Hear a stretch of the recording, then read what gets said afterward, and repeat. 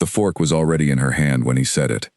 Miriam had been reaching across the table for the bread basket, the one she had warmed in the oven herself, wrapped in a clean cloth so it would stay soft. And Daniel was looking at her the way he sometimes did, the way that used to feel like admiration, but had slowly, over the years, started to feel like something else. Like assessment, like a man checking a receipt to see if the numbers added up. She was wearing the blue dress, not because it was a special occasion, it was a Tuesday.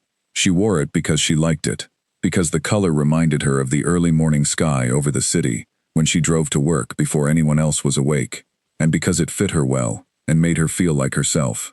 She had put small gold earrings in her ears and left her hair down. It was the kind of thing she used to do all the time, dressing for herself, not for anyone's approval.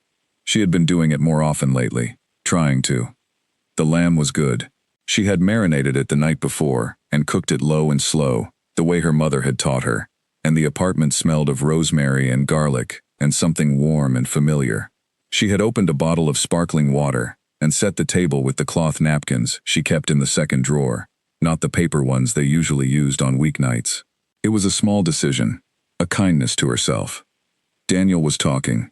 He had been talking since he came home, about a colleague who had taken credit for an idea at a morning meeting, about traffic on the way back from the office, about the dry cleaner that had lost one of his shirts.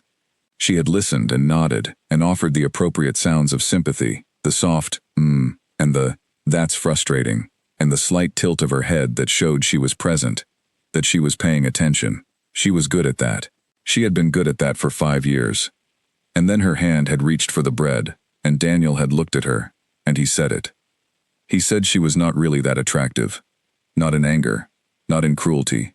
In the tone a person uses when they are simply reporting something, like the weather forecast, or the name of a street. Conversational, calm, the kind of voice one uses for facts. Miriam's hand stopped in the air. She did not drop the fork. She did not push back her chair. She did not say anything at all. She simply took the bread she had been reaching for, placed it on her plate, and set the fork down quietly beside her knife. Then she looked at Daniel. He had already looked away. He was cutting his lamb. He was chewing. He was somewhere inside the rhythm of an ordinary dinner. She nodded. She did not know, in that moment, why she nodded. It was not agreement. It was something older than agreement. Something that had been trained into her over a long time. A reflex that said, receive the thing without breaking the surface. Keep the evening intact. Let the water close over it. She had done it before. Not with those words, not exactly, but with words that had the same shape, that occupied the same function in a sentence. The function of reducing her. She had always nodded. She had always let the water close. But something was different this time. She could not have named it in that moment. She was still sitting at the table, still lifting the bread to her mouth, still holding the glass of water, with the lemon slice she had cut and placed in it herself. She was still performing the shape of an ordinary dinner, but something inside her had stopped performing. Something had gone very quiet and very still, in the way that a room goes quiet after a loud sound, not peaceful, but alert, like the silence itself was listening. That silence would last 19 more minutes. Exactly 19. She would count them without meaning to. But to understand why those 19 minutes mattered, why a woman who had held herself together through 5 years of small erosions chose that particular Tuesday to stop holding, you have to go back further. You have to go to the beginning of Miriam Cole, before Daniel, before the table with the cloth napkins, before the nod. You have to go back to the woman she was when she still laughed too loudly.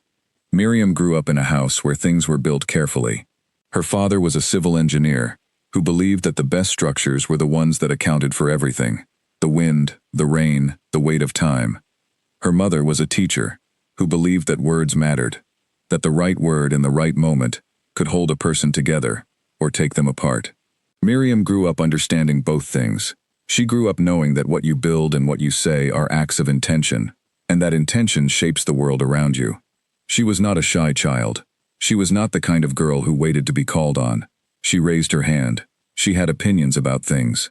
At 9 years old, she told her uncle that his argument about the new housing development in town was missing the point, and she explained why, clearly, with the confidence of someone who had thought about it and was not embarrassed to have thoughts.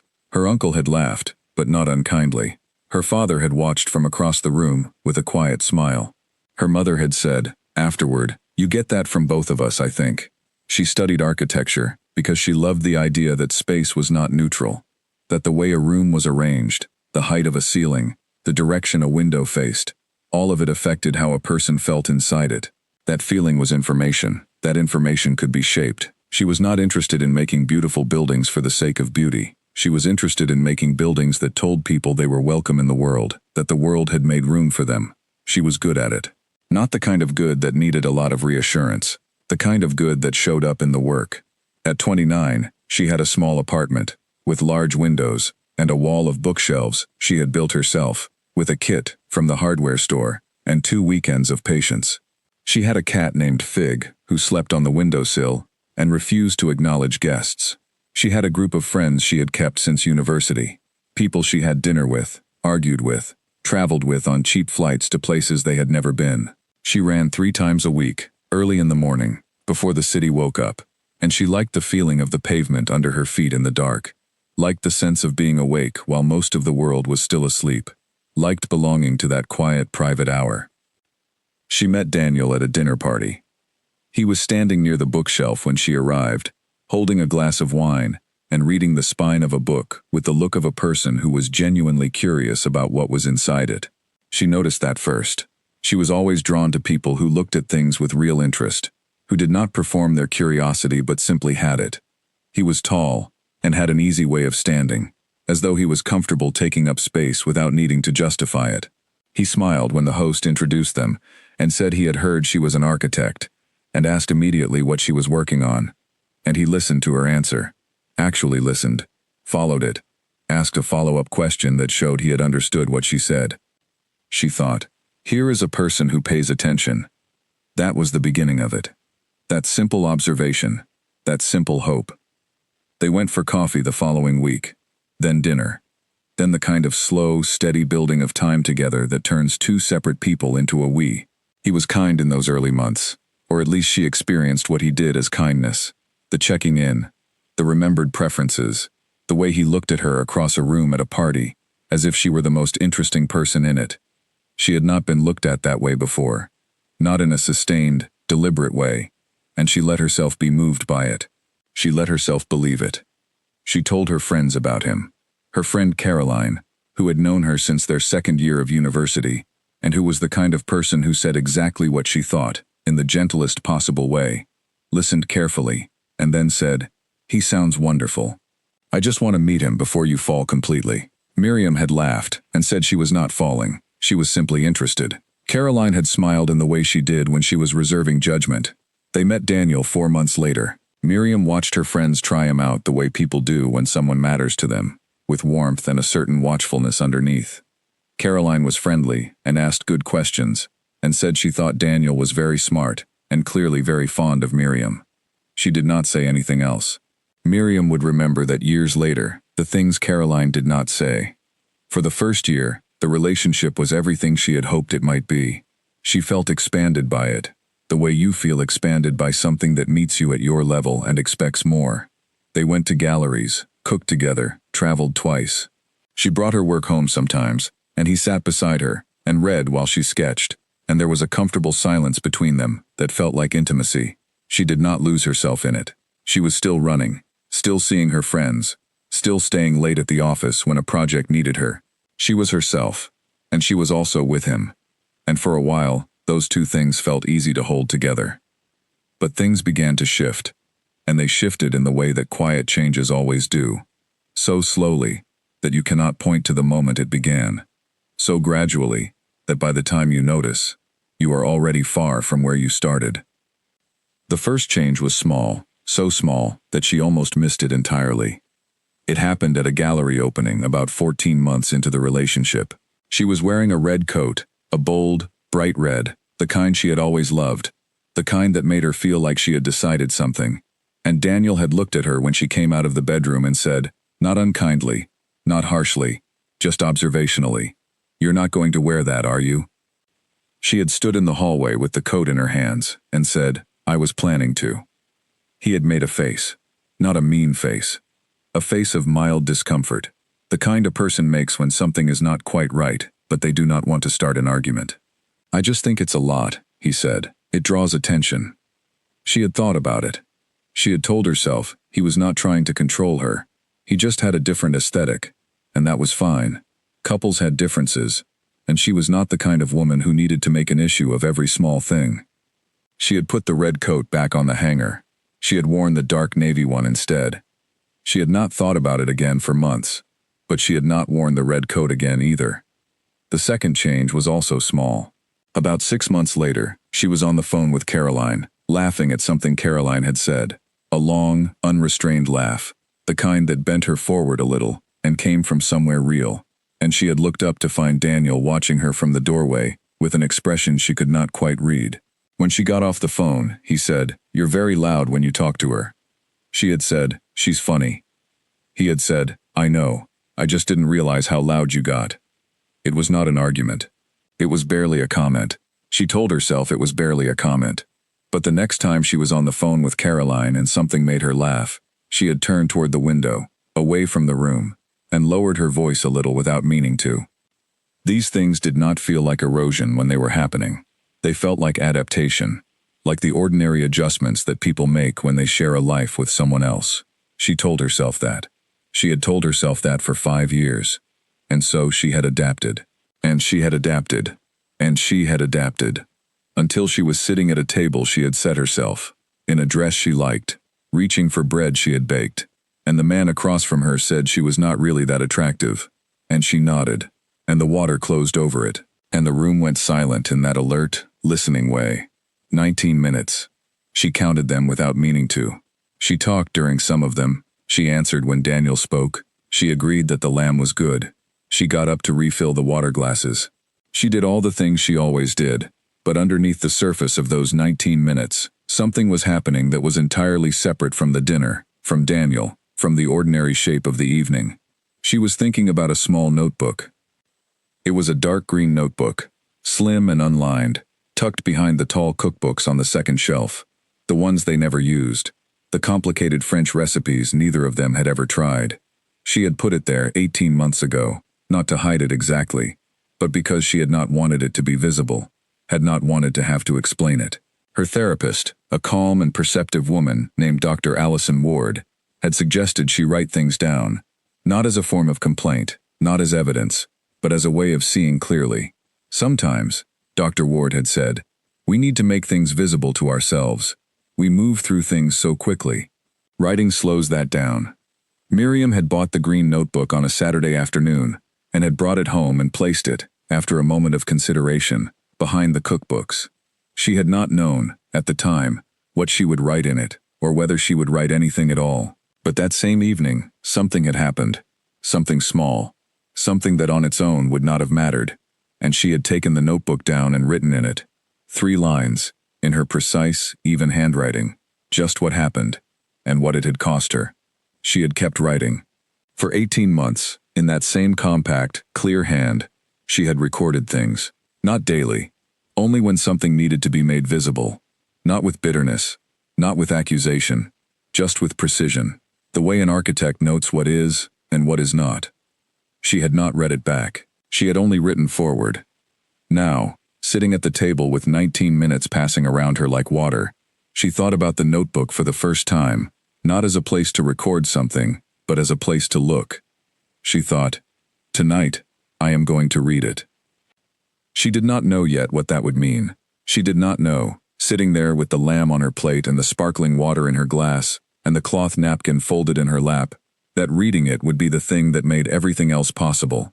She did not know that the 19 minutes were nearly over, or that what came after them, what she would do after Daniel fell asleep, and what she would do after she read the notebook, and what she would do before the sun came up, would be the most deliberate sequence of actions she had ever taken in her life.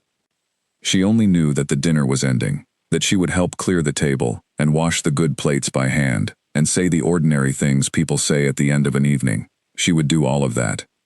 And then the apartment would go quiet. And then she would go to the shelf. Daniel pushed back his chair, and said the lamb had been good, really very good. He said he was tired, and thought he would read for a while before sleeping. He said she should come to bed soon. He said it the way a person says such things when they are already halfway out of the room, already gone in their thoughts, already somewhere she was not invited. She said she would be there soon. She stood at the sink and washed the plates. She did it slowly, carefully, the way she did most things, with her full attention. The water was warm. The dish soap smelled of something green and clean. She dried each plate and put it away in the cabinet. She folded the cloth napkins and placed them in the drawer. She covered what remained of the lamb and put it in the refrigerator. She wiped down the counter. She turned off the light over the stove. Then she stood in the kitchen in the near dark, only the small lamp in the hallway still on, and she was very still for a long moment. She was not crying. She was not angry. She was something else, something she did not have a precise word for. Alert, maybe. Present in a way she had not been in a long time.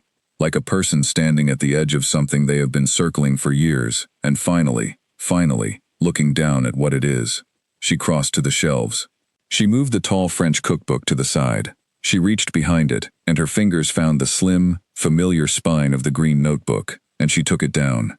She went to the kitchen table and sat down in the same chair she had sat in at dinner. The same table, the same chair. But nothing else was the same. She opened the notebook to the first page.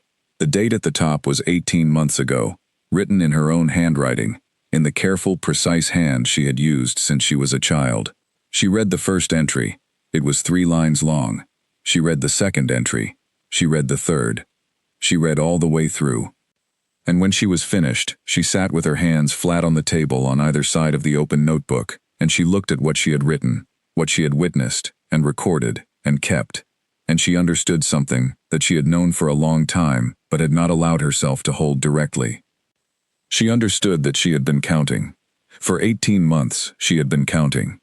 And the count was done. Outside, the city was quiet. The lamp in the hallway threw a thin strip of light across the kitchen floor. Somewhere in the bedroom, Daniel was asleep, or nearly asleep. The apartment smelled of rosemary and dish soap and the fading warmth of a meal she had cooked with care. Miriam Cole sat in the quiet kitchen with the green notebook open in front of her, and she was the most awake she had been in years. The first entry in the green notebook was dated 18 months ago, and it began with the word, tonight. Miriam read it once, then she read it again. She had written, "Tonight Daniel told me that the way I talk about my work at dinner is boring for people who are not architects. He said it nicely. He said he was just being honest because he cared about how I came across. I did not say anything. I smiled and said I understood. I do not think I will talk about work at dinner again. I feel something, but I am not sure what to call it. I am writing it down so I do not let it disappear." She sat back in her chair and looked at those words for a long moment. She remembered that evening clearly now that she had been pulled back to it. It had been a dinner with 2 of Daniel's colleagues and their partners, a Friday in early spring, and she had been talking about a project she was working on. A community center in the east part of the city, a building for a neighborhood that had never had one, a place where children could take classes, and elderly residents could gather, and people who felt invisible could feel, for a moment, visible. She had been talking about how she had redesigned the entrance 3 times because she wanted the light to come through in a particular way, to fall at a particular angle in the late afternoon, to make the first impression of the building feel like welcome rather than permission. She had been leaning forward while she spoke, the way she always did when something mattered to her. And Daniel had caught her eye from across the table, just a look, a small, contained look, the kind that said, enough. She had stopped mid-sentence and redirected the conversation to something else. She had been smooth about it, practiced even. She had moved the topic so easily that she was not sure the others at the table had noticed anything had happened. But something had happened. She had written it down so it would not disappear. She turned the page. The second entry was 2 weeks later. Shorter. It read, "He said he does not understand why I need to go running so early. He asked if I could do it in the evening instead, or on weekends. He said waking up alone in the morning makes him feel like I am not interested in being home. I am going to try running in the evenings for a while." She remembered that too. She had run in the evenings for 3 months. She had hated it. The city in the evening was full of noise and heat and the particular kind of tiredness that crowds carry at the end of a working day. and she had felt none of the things she felt in the early morning. None of the quiet, none of the sense of belonging to a private hour. She had given it up eventually, stopped running entirely for a period, then started again in the early morning when Daniel had stopped mentioning it. But she had never felt entirely comfortable about it, had always carried a faint sense that the morning runs were something she was getting away with, rather than something she was simply doing. She had not noticed, until just now, with the notebook open in front of her, that she had written that entry in the same tone she used to write everything else: clear, flat, factual, no bitterness, no explanation of how it had felt to give the runs up, or to feel guilty about taking them back. Just what happened, just what she had done in response. She turned the page. The third entry said, "He mentioned my friend Patricia again. He said he finds her exhausting, and he does not understand why I find her so funny. He used the word draining. I said I would think about how often we see her. I have not thought about it. I do not think I should have to." Patricia lived across town and worked in education, and had known Miriam since they were 22 years old, and had once, on a rainy afternoon, sat with Miriam in a hospital waiting room for 6 hours, while Miriam's mother was in a procedure, and not said a word about needing to leave. She was funny in the way people are funny when they have paid close enough attention to life to find things genuinely absurd, and she laughed at her own jokes, which Miriam had always found deeply endearing. She was also the kind of person who said true things in the middle of conversations that most people were not saying. Miriam had seen Patricia less and less over the past 2 years. She had told herself it was a matter of schedules, of the difficulty of coordinating 2 busy lives. She had believed that. She turned the page. The entries continued. Some were a single line. Some were a paragraph. Each one was dated. Each one described a moment, an exchange, a comment, a small decision she had made in response to something Daniel had said or done. She had not written her feelings about these things, not in a direct way. She had written what happened and what she had done because of it. That was all. She had kept the record factual, kept it clean, kept it free of the kind of language that feelings use, the smudged and complicated language of hurt. But reading it now, reading it from the beginning for the first time, something that the individual entries had never shown her was becoming clear. The entries were like tiles, each one small and unremarkable on its own, but arranged together, read in sequence, they made a picture. A large, clear, undeniable picture. She turned to the middle of the notebook. She read about the weekend trip she had turned down, a design conference in another city, an event she had been invited to speak at, an invitation she had received with excitement and had talked about for a week, because Daniel had said he did not want to spend the weekend alone, that couples who did not prioritize each other's company were couples who drifted apart, and that he was not the kind of person who was comfortable with that. She had declined the invitation by email on a Monday morning, from her desk at work, and she had felt something close to grief when she pressed send, though she had not allowed herself to call it that. In the notebook, she had written only, "Did not go to the conference, sent the email, told myself next year." There had not been a next year invitation. Word traveled in her industry, and the people who turned down speaking opportunities were gradually offered fewer of them. She knew that. She had known it when she sent the email. She had written it down in 3 lines and closed the notebook and put it behind the cookbooks. She turned more pages. She found the entry about her friend William, who had visited from another city for 3 days, and whom she had seen for exactly 4 hours, over the 3 days, because Daniel had wanted her home in the evenings, had said he was not feeling well, had seemed genuinely unwell on the first evening, and less so on the second, and not at all on the third, though she had already rearranged her plans by then, and it had felt wrong to leave him. William had sent a message when he got back saying he had missed her, and hoped they could spend more time together next visit. She had replied saying she was sorry, that it had been a complicated few days. In the notebook she had written, "William left, 4 hours in 3 days. He was kind about it. I was not honest with him about why." She turned another page and found the entry about her hair. She had almost forgotten about her hair. She had worn it short for most of her 20s.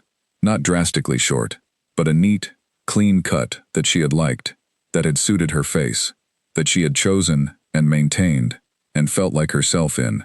Daniel had mentioned, about 2 years into the relationship, that he found long hair more attractive on women generally. He had not said it as a request. He had said it as an aesthetic preference. the way a person might say they preferred certain colors. She had not changed her hair immediately. She had thought about it for a couple of months. She had told herself she was simply considering a change, that she had been wearing her hair the same way for years, and perhaps it was time for something different. She had grown it out over the following year, and when it was long enough, Daniel had said it looked wonderful, really beautiful, and she had felt pleased, genuinely pleased. She had not thought, at the time, about whose pleasure she had been seeking. She had written, at the beginning of the growing out process, a single line: "Growing my hair. I am telling myself it is my idea. I am not completely sure." She read that line now, and felt something move through her. Not anger, not quite. Something older and quieter. The feeling of recognizing yourself in a photograph taken when you did not know you were being photographed. Slightly strange, slightly exposed, but undeniably you. She kept reading. She found entries she had forgotten writing. Small moments she had recorded and then let settle into the background of her life. A birthday dinner she had planned for herself, where she had spent more of the evening managing Daniel's mood than being at her own celebration. A project she had been offered, a residential renovation, a good one, for a client she admired, that Daniel had said would keep her too busy and too distracted, and which she had quietly declined without fully understanding why. A painting she had bought from an artist she followed online. A piece she had loved, that she had hung in the spare room rather than the living room, because Daniel had said it was not the kind of thing he would want to look at every day. And she had said, of course, that was fair, and moved it to the spare room, where she went to look at it sometimes when she was on her own. The painting was still there, in the spare room. She had not thought about it in months. She turned toward the back of the notebook. The more recent entries were more compressed, less detailed, as though she had been running short on something. Patience, language, the energy required to give things their full dimension. Some were only a few words. He did the thing again. Cancelled Caroline. Again. Did not say what I wanted to say. Running in the morning, he noticed. Did not apologize. She reached the final entry. It was from 3 weeks ago, on a Wednesday, and it read, "I am very tired. Not the kind of tired that sleep fixes. I do not know how to explain it better than that. I am tired in a way that lives underneath everything. I am going to keep writing. I think I need to keep writing." She closed the notebook. She sat with her hands flat on the table on either side of it, just as she had sat when she first opened it, and she looked at the dark green cover and she breathed. The apartment was quiet. The light in the hallway was thin and still. Outside the window, the city was in its late-night mode. Occasional cars, occasional sounds, the deep and particular quiet that comes after midnight when the world has mostly gone to sleep. She had no idea what time it was. She did not reach for her phone to check. She was thinking about something Dr. Ward had said to her, months ago, in one of their sessions. They had been talking about patterns, about the way that patterns in relationships often disguise themselves as isolated events, so that each event can be dismissed on its own, while the pattern underneath goes unseen. Dr. Ward had said, "The pattern is not the enemy. The pattern is information. It's telling you something about the shape of what you're in. Most people can't see the shape when they're inside it. They need a different vantage point." Miriam had written that down when she got home. Not in the green notebook, in a separate pad she kept on her desk. She had written it down and then not thought about it much, not directly. But she had kept writing in the notebook. She had kept making things visible. And now she had the vantage point. She could see the shape. The shape was not dramatic. That was perhaps the most important thing about it. It was not the shape of a story you would tell someone and have them say, "How terrible, how obvious, why did you stay?" It was subtler than that. It was the shape of a life lived slightly smaller than it needed to be. A life in which she had, inch by inch and season by season, agreed to take up less space, less noise, less color, less contact with the people who knew her, less presence in the professional world she had worked hard to occupy. She had not been forced into any of this. She had been persuaded. Gently, conversationally, reasonably. She had been persuaded that the reasonable thing to do was to make herself smaller, and because it had happened gradually, she had persuaded herself too. She had become an accomplice in her own reduction. That was the thing the notebook showed her. Not Daniel's choices, not his behavior read in isolation, but her own choices. The nods, the accommodations, the quiet adjustments. She had made them. She had kept making them. and somewhere in the making of them, she had lost track of who she was before she had started making them. She thought about the woman who had stood in the hardware store 2 weekends in a row, working out the measurements for the bookshelves, the woman who had run at 6 in the morning through the empty city and felt like she owned the hour, the woman in the red coat, standing in the hallway with a whole evening ahead of her. She thought about the conference she had not gone to, the painting in the spare room, Patricia, who she had not seen in months, William, who had flown across the country and spent 4 hours with her in 3 days and been kind about it. She thought about the word boring. She thought about the word draining. She thought about the small look across the table that had stopped her mid-sentence in front of people who were strangers to her and who would never know what had happened in that exchange. And then she thought about tonight, about the blue dress, about the dinner she had made with care, about the bread she had warmed in a cloth, about the fork in her hand and the words that had come across the table, not in anger, not in cruelty, simply in the tone of someone reporting a fact. She had nodded. She had nodded the way she had learned to nod. She had let the water close over it. She had counted 19 minutes and then helped clear the table and washed the good plates and wiped down the counter and stood in the kitchen in the near dark with the lamp throwing its thin strip of light across the floor. And then she had gone to the shelf and taken down the notebook. And now she had read it, and she could see the shape, and the shape was very clear. She sat for a long time without moving. The notebook was closed under her hands. The apartment was quiet around her. She was not crying. She was not panicking. She was not angry. Though somewhere in the distance, like a sound too far away to hear clearly, she could feel that anger existed, and that it was not small. What she felt most immediately, sitting at the kitchen table she checked the clock on the wall now, 11:43 at night, was something close to certainty. A kind of arrived at, earned certainty. The kind that does not need to make noise because it is not asking for permission.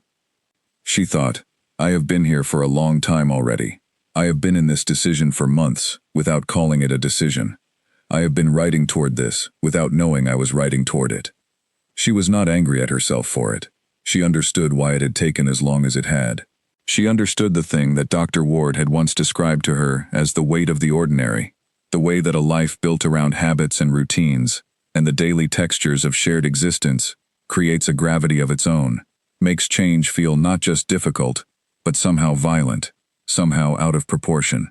When nothing is dramatically wrong, the case for staying is always technically available. She had made that case to herself many times. She had made it quietly, in the space between one small accommodation and the next. But tonight something had shifted. Something had tipped the weight of the ordinary in the other direction. She had nodded across a dinner table at a statement about herself, and instead of letting the water close over it as she always did, she had sat with it, and the sitting with it had taken her to the notebook, and the notebook had given her the shape, and the shape was unmistakable. She was going to leave. She did not think it in dramatic terms. She did not feel the word like a declaration. She simply knew it, the way she knew the measurements of a room she had walked through enough times, not because she had measured it, but because her body had learned the space, and the space had given itself up to her understanding. She was going to leave.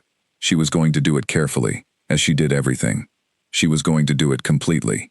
And she was going to do it before the sun came up, because she knew herself well enough to know that if she waited for daylight, she would begin to negotiate. She would look at his face in the morning light and find reasons. She would make more room for uncertainty than it deserved. She had been making room for uncertainty for 5 years. She was not going to do that one more time. She sat at the kitchen table for another long moment, her hands on the green notebook, the city quiet outside the window. Then she stood up. She did not put the notebook back behind the cookbooks. She held it in her hand and walked toward the bedroom and stood in the doorway for a moment, listening to Daniel breathe in the dark. He was asleep. His breathing was slow and even. She walked to the closet. She opened it slowly. She stood looking at what was inside. She was thinking about what to take. Not frantically, not in the way a person thinks when they are afraid. In the way she thought about a building. What is essential? What is structural? What does the thing actually need to stand on its own? She was thinking clearly. She had not felt this clear in a very long time. She reached for a bag on the shelf. She held it in her hands for a moment. And then, carefully and deliberately, she began. She had always been good at packing. This was not a small thing. Packing is a kind of thinking. It requires you to know what you need versus what you simply have, what belongs to you versus what you have only been keeping. Miriam had learned this young, from her father, who traveled often for work, and who packed with the calm precision of someone who had decided exactly what mattered and was not interested in carrying anything else. He had told her once that the best thing about packing well was that it clarified you to yourself. You had to make choices. You had to be honest about what you could not do without. She stood in the closet doorway, and she thought about what she could not do without. She moved quietly, not in the tight, rigid way of someone afraid of being caught, but in the natural, deliberate way of someone who is fully present in what they are doing. She had turned off the bedroom light and was working by the light that came through the half-open door from the hallway, enough to see clearly, not enough to disturb the sleep in the room behind her. She took her clothes methodically. Not everything. She was not trying to take everything. She reached for the things she wore most often, the things she had chosen herself, the things she felt like herself inside of. The blue dress she had worn tonight, which was still on the chair by the window, she folded it carefully and placed it on the bed beside the bag. Her good coat, the dark green one, not the navy one she had worn instead of the red one 2 years ago. The running gear she kept on the lower shelf, 3 sets, rolled and stacked. The everyday things, the useful things, the things that were unmistakably hers. She did not take the things Daniel had bought her. Not out of anger or principle, simply because they did not feel like hers, had never felt entirely like hers, and she was not interested in carrying things that felt borrowed. She left those on the hangers, in their exact positions, undisturbed. She took her passport from the small drawer in the cabinet beside her jewelry.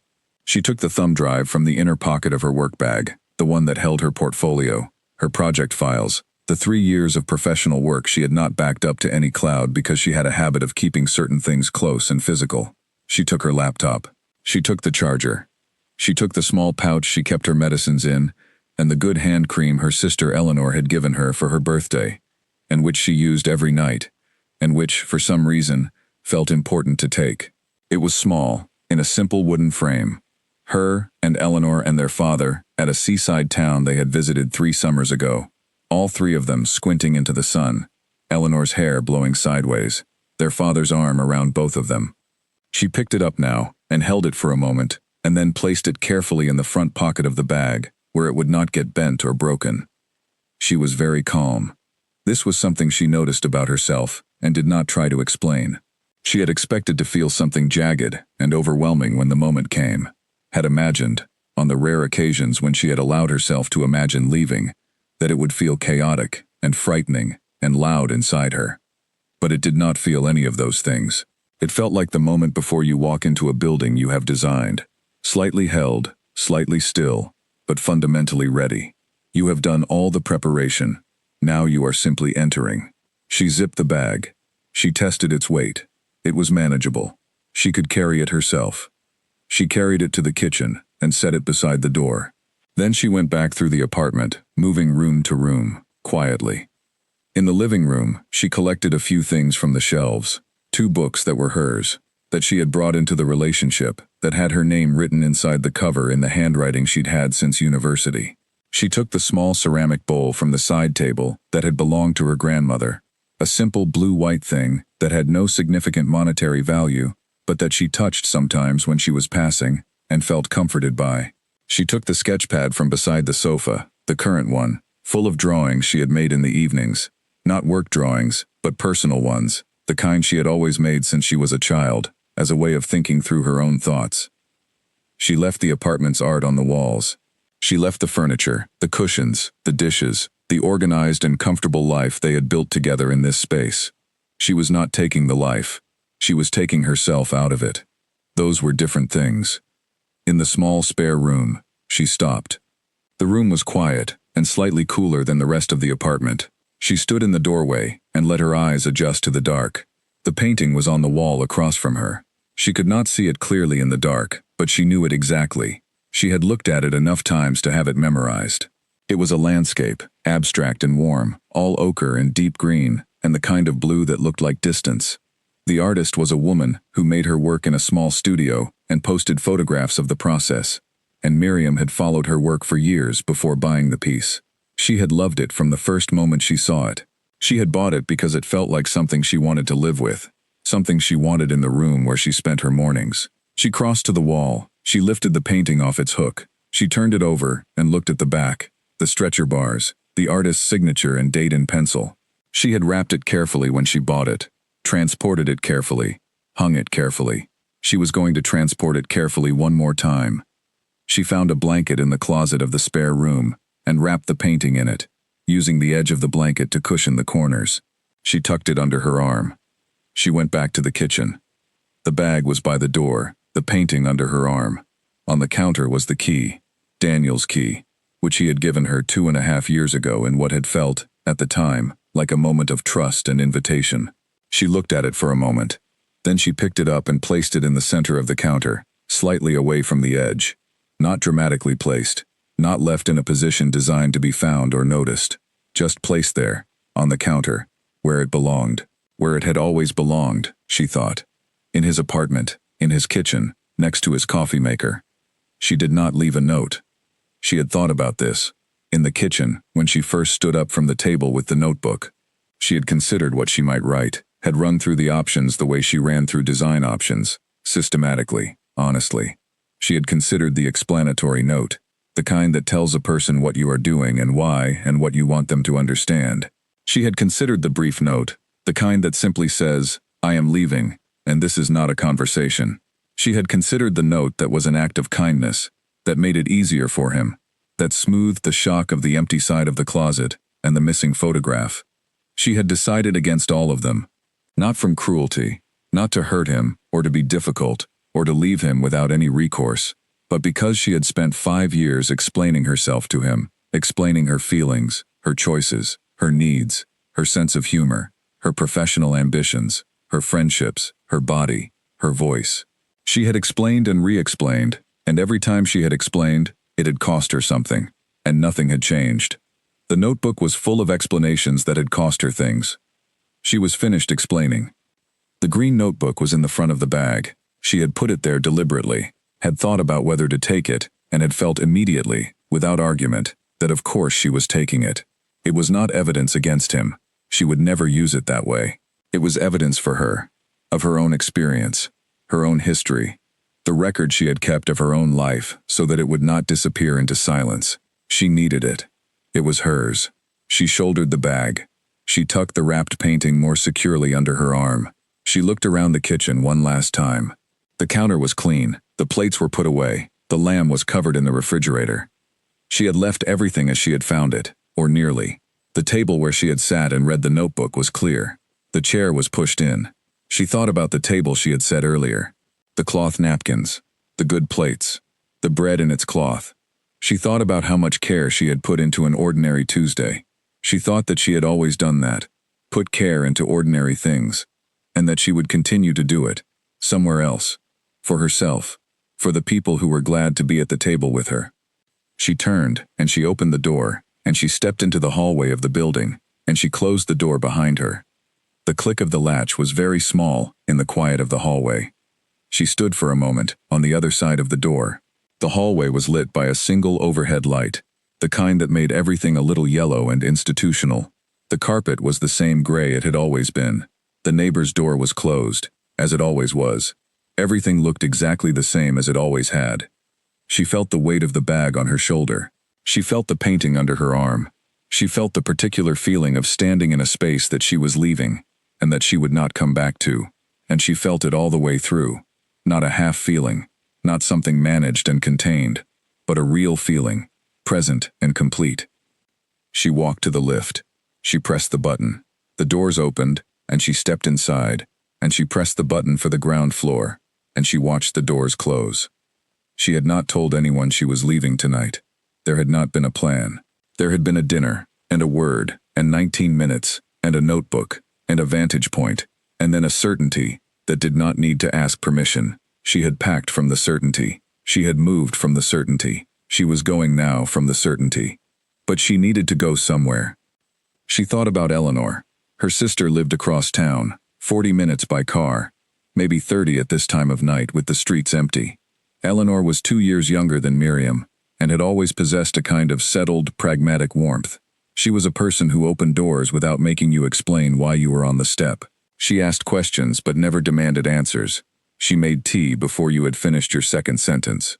She had met Daniel 4 times and had been consistently, unfailingly polite to him, which Miriam understood now, with something approaching clarity, had been a form of restraint. Eleanor had never said, "Leave him." She was not the kind of person who said that. She was the kind of person who said, "What do you need?" and meant it, and waited for the real answer. Miriam stood on the pavement outside the building. The night air was cool, not cold, but cool enough to be noticeable, to make her glad she had taken the green coat. She stood on the pavement, with the bag on her shoulder, and the wrapped painting under her arm, and she looked at the quiet street, and she thought, "It is 12:17 in the morning, and I am going to knock on my sister's door." She had the number in her hand. She nearly called ahead, nearly sent a message, and then she decided not to. Eleanor's light was always on late. Eleanor was a night person, a reader, someone who sat up with books and warm drinks, and the particular quiet that her own apartment held. And even if she was asleep, she would open the door. Miriam knew this with the same certainty she knew everything else tonight. She would open the door, because she was Eleanor, and because Miriam had never asked her for this before, and because sisters understand some things without being told. She called a car on her phone. While she waited, she stood on the pavement and breathed the cool night air, and looked at the building she had been living in, and she felt something strange and very simple. She did not feel sad. She did not feel triumphant. She felt, as accurately as she could name it, as though she had just set down something very heavy, that she had been carrying for so long she had forgotten it was heavy. The absence of the weight was its own sensation. The car came. She got in. She gave Eleanor's address. The driver said nothing, and she was glad of it. She sat in the back seat with the bag beside her and the painting on her lap, and she watched the city move past the windows. At this hour it was quiet and almost beautiful.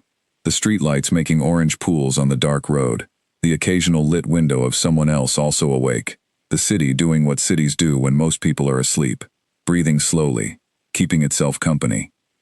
She thought about what she would say to Eleanor. She thought about how she would begin.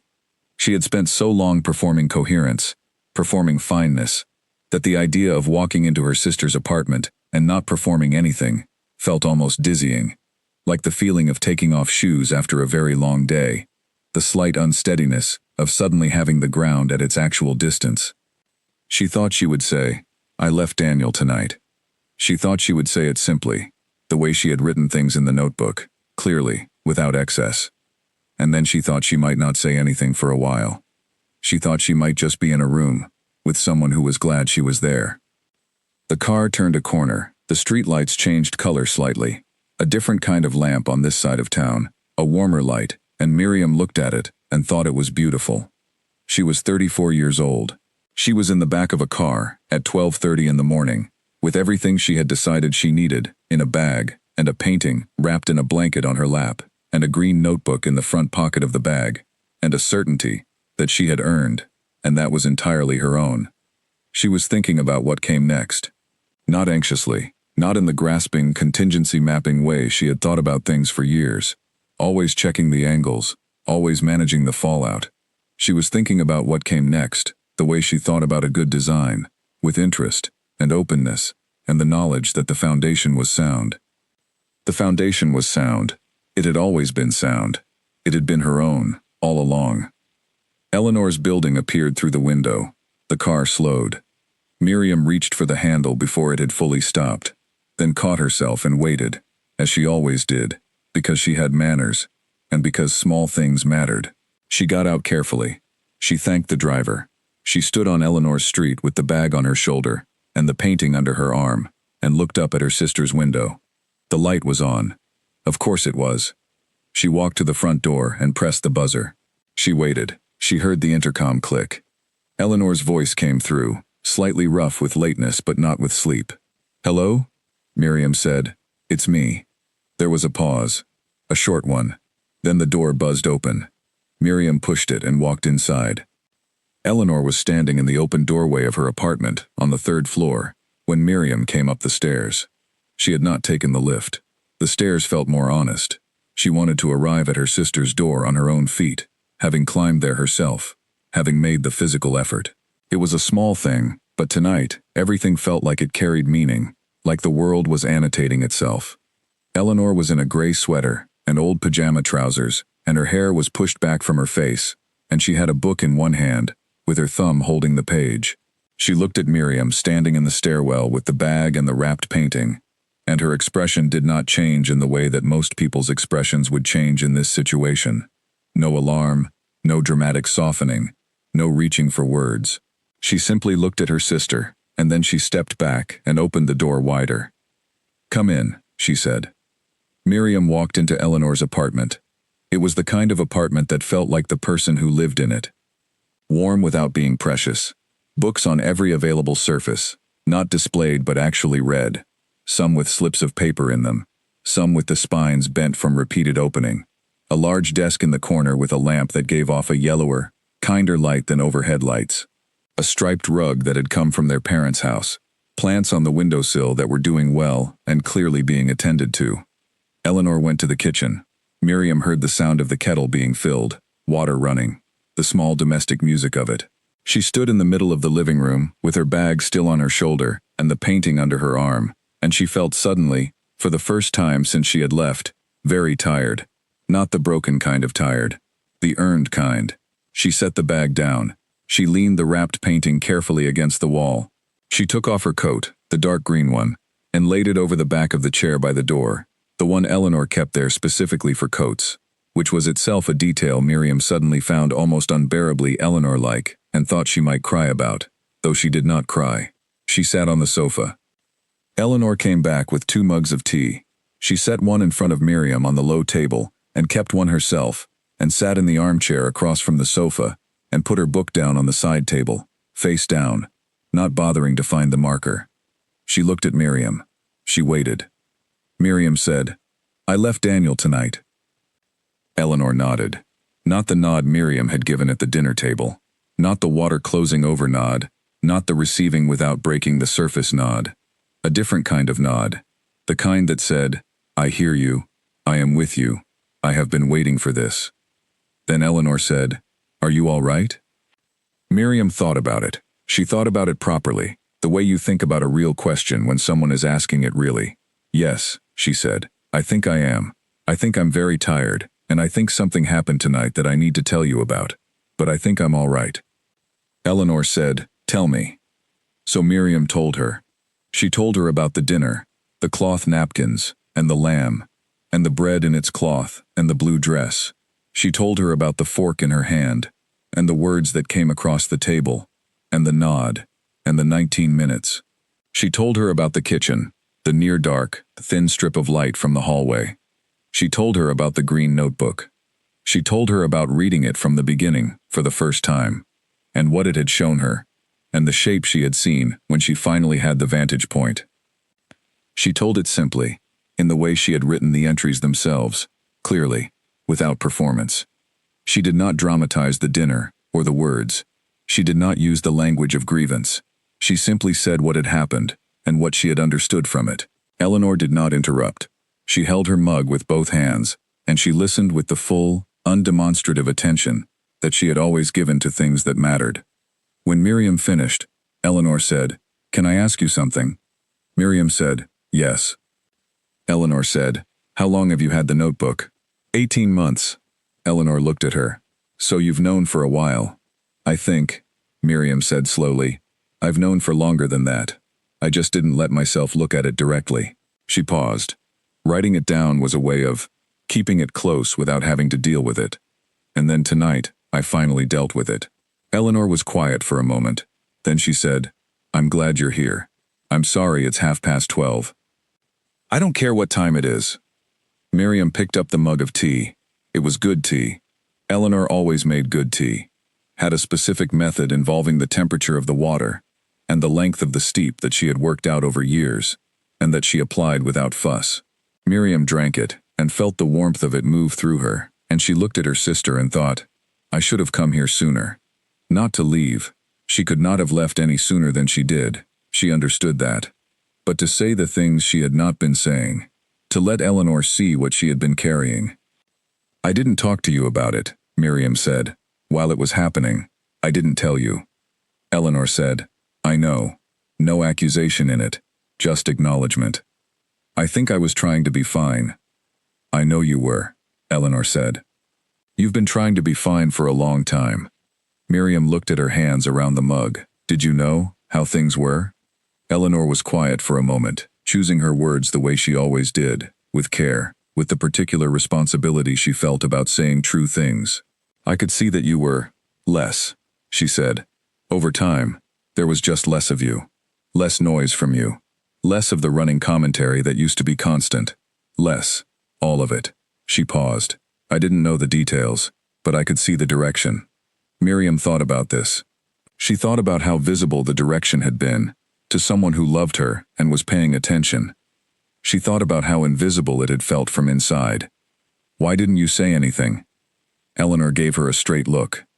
Because you weren't asking. And because you needed to get here yourself. She said it without apology, and without comfort, in the way that only a sister who truly knows you can say a hard thing, without making it worse. If I had said it, before you were ready to hear it, you would have defended him, and then you would have felt alone with it, in a new way. Miriam thought about that, and knew it was true. I missed you, Eleanor said. It was a simple thing, and she said it simply. I've missed you. Miriam set the mug down. She pressed her lips together for a moment, not against tears exactly, but against the sheer weight of being known, of sitting in a room with someone who had been watching for her to come back and had not given up. The painting's in there, she said, nodding toward the wrapped piece against the wall. Eleanor looked at it. The one you showed me a photo of years ago? The landscape? I moved it to the spare room, because he didn't want to look at it every day. Miriam said it evenly. I want to look at it every day. Eleanor was quiet for a beat. Then she said, You can hang it wherever you want. The night deepened around them. They sat in Eleanor's warm apartment, and they talked, not only about Daniel, and not only about what had happened, but about other things too. The way sisters talk, when they have been missing each other, and are suddenly given back each other's company. They talked about their father, who was getting older, and who had recently started leaving voicemail messages rather than text messages, which they found both charming and slightly alarming. They talked about Eleanor's work, a research project she had been consumed by for months. They talked about a cafe they had used to go to near their childhood home that had apparently closed and been replaced by something neither of them had ever heard of.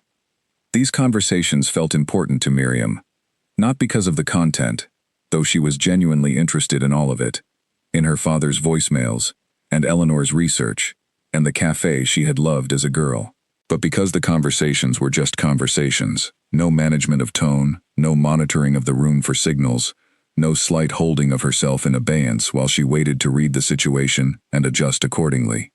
She was just talking. She was just here. At some point around 2 in the morning, Eleanor said she was going to make up the spare room, and she got up and disappeared into the hallway, and Miriam heard the small sounds of sheets being straightened, and a pillow being placed, and a lamp being clicked on. She sat on the sofa and listened to those sounds with a feeling she would have had difficulty articulating, but which was something like gratitude, and something like relief, and something like the very beginning of a thing she had not felt in a long time: safety. Not the safety of everything being all right, because everything was not simply all right, because she had walked out of 5 years of her life at midnight with a bag and a painting, and there was a great deal of complicated and difficult ahead. But a different kind of safety, the safety of being exactly where she was, among people who knew her. Eleanor came back and said the room was ready, and asked if Miriam had everything she needed, and Miriam said she thought she did. Eleanor said she had a spare toothbrush in the cabinet under the sink, and that there was toast bread in the kitchen if Miriam was hungry. She often could not sleep on an empty stomach. Eleanor knew this about her. Miriam said she was not hungry now, but she might be later. Eleanor nodded, and said she would leave the kitchen light on. Before Eleanor went to her own room, she paused in the doorway of the living room and looked at Miriam. She did not say anything with the particular gravity of someone delivering a final thought for the night. She simply looked at her, and then she said, "I'm glad you called." Miriam said, "I pressed the buzzer. I didn't even call first." Eleanor smiled. The smile was small and entirely genuine. "Even better," she said. And then she went to bed. Miriam sat on the sofa for a while longer. She was not ready for sleep yet. She was too alert for it, too much still happening inside her, the quiet, continuing revolution of a mind that had finally decided something and was now understanding all the things that decision contained. She pulled the green notebook out of the bag and sat with it in her lap, not reading it now. She had read it enough, but simply holding it. It was thin and light. It was 18 months of ordinary moments made visible so they would not disappear. She thought about what Dr. Ward had said, about patterns and vantage points. She thought that she had now, finally, the vantage point. She could see the whole shape of the last 5 years. She could trace, with something close to precision, the long arc of the erosion, where it had started, what form it had taken, what she had been telling herself at each stage, and what the self beneath those stories had been quietly recording, so it would not be lost. She thought about the woman in the hardware store, measuring and calculating and building something with her own hands. She thought about the early morning runs. She thought about the conference she had not attended, and the friend she had almost let go, and the painting in the spare room, and the red coat on the hanger. She thought about the way she had said, "I understood," to Daniel on that Friday dinner with his colleagues, when she had not understood, had not agreed, had in fact felt something she had not yet allowed herself to name properly. She had said, "I understood," because she had learned that saying it was the fastest way to make a situation comfortable again, and making situations comfortable had become, without her quite noticing, the primary job of her emotional life. She was done with that job. It had not paid well. She looked at Eleanor's room, the light out now under the door, the apartment settling into the deep quiet of late night. She felt the warm weight of the tea in her body and the familiar, slightly unfamiliar comfort of this space. Familiar, because she knew it well, because she had sat on this sofa dozens of times, but unfamiliar in the specific sense of tonight, of the particular circumstances that had brought her to it. She picked up the mug, empty now, and carried it to the kitchen, and washed it, and set it on the draining board. She turned the kitchen light off. She went to the spare room. It was a small room, simply furnished. A bed with a white duvet, a window with a blue curtain, a lamp on the bedside table casting a warm, low light. Her bag was on the chair in the corner where Eleanor had placed it. The painting, still wrapped in its blanket, was leaning against the wall. She sat on the edge of the bed. She put the green notebook on the bedside table. She took off her shoes and placed them neatly beside the chair. She looked around the room, at the blue curtain and the white duvet and the warm lamp, and she thought, "This is where I am tonight." Not where she would always be. She was not naive about what was ahead. There was the practical enormity of leaving, the calls to make, the belongings to deal with, the structures of a shared life that would need to be carefully, painstakingly unwound. There was the professional she would need to call in the morning about moving arrangements. There was Daniel, who would wake in a few hours and find her gone, and who would have a reaction she could not predict and would need to manage from a distance. There was her whole life to rearrange. But that was tomorrow. That was the daylight, the planning, the forward motion. Tonight there was the small room, and the white duvet, and the painting against the wall. Tonight there was Eleanor, asleep down the hall. Tonight there was the green notebook on the bedside table, and the certainty that had carried her here. She lay down. She pulled the duvet over herself. She looked at the ceiling in the warm light of the lamp. She was 34 years old, and she had left something that had been making her smaller for 5 years. She had done it at midnight, with a bag and a painting, and no note, and no explanation, and the certainty of someone who had run out of reasons to wait. She reached over and turned off the lamp. She lay in the dark of Eleanor's spare room, and she listened to the night outside the window. The city, the distant sound of it, the occasional car, the deep ordinary quiet. And she thought about the woman she had been at 29. The woman with the bookshelves and the early runs and the red coat. The woman who had laughed too loudly and not apologized. She was still that woman. She had always been that woman. She had just been misplacing her for a while. She closed her eyes. She was asleep in minutes. She slept the deep, complete sleep of someone who has done something true and arrived somewhere honest. The kind of sleep that is also a kind of recovering, a coming back to yourself after a long absence. She did not dream, or if she did not remember it. She simply slept. And outside the blue curtain, without asking permission or waiting for a signal, the sky began very slowly to lighten. She woke to the sound of rain. Not the heavy, dramatic kind. The quiet, persistent kind. The kind that comes in sideways on a gray morning and makes the world outside the window look both blurry and more vivid. Like a photograph taken on purpose, slightly out of focus. She lay still for a moment and listened to it, and she thought, I do not know what time it is. She had not thought that in years. She was always, without choosing to be, oriented in time. The alarm, the schedule, the structure of Daniel's morning, which had gradually become the structure of her morning too. She had not woken to rain, and not known the time since she was in her 20s, since the mornings were her own, and she moved through them at her own pace. She did not reach for her phone. She lay on her back, in Eleanor's spare room, with the white duvet pulled to her chin, and she listened to the rain, and she let the morning be unmeasured.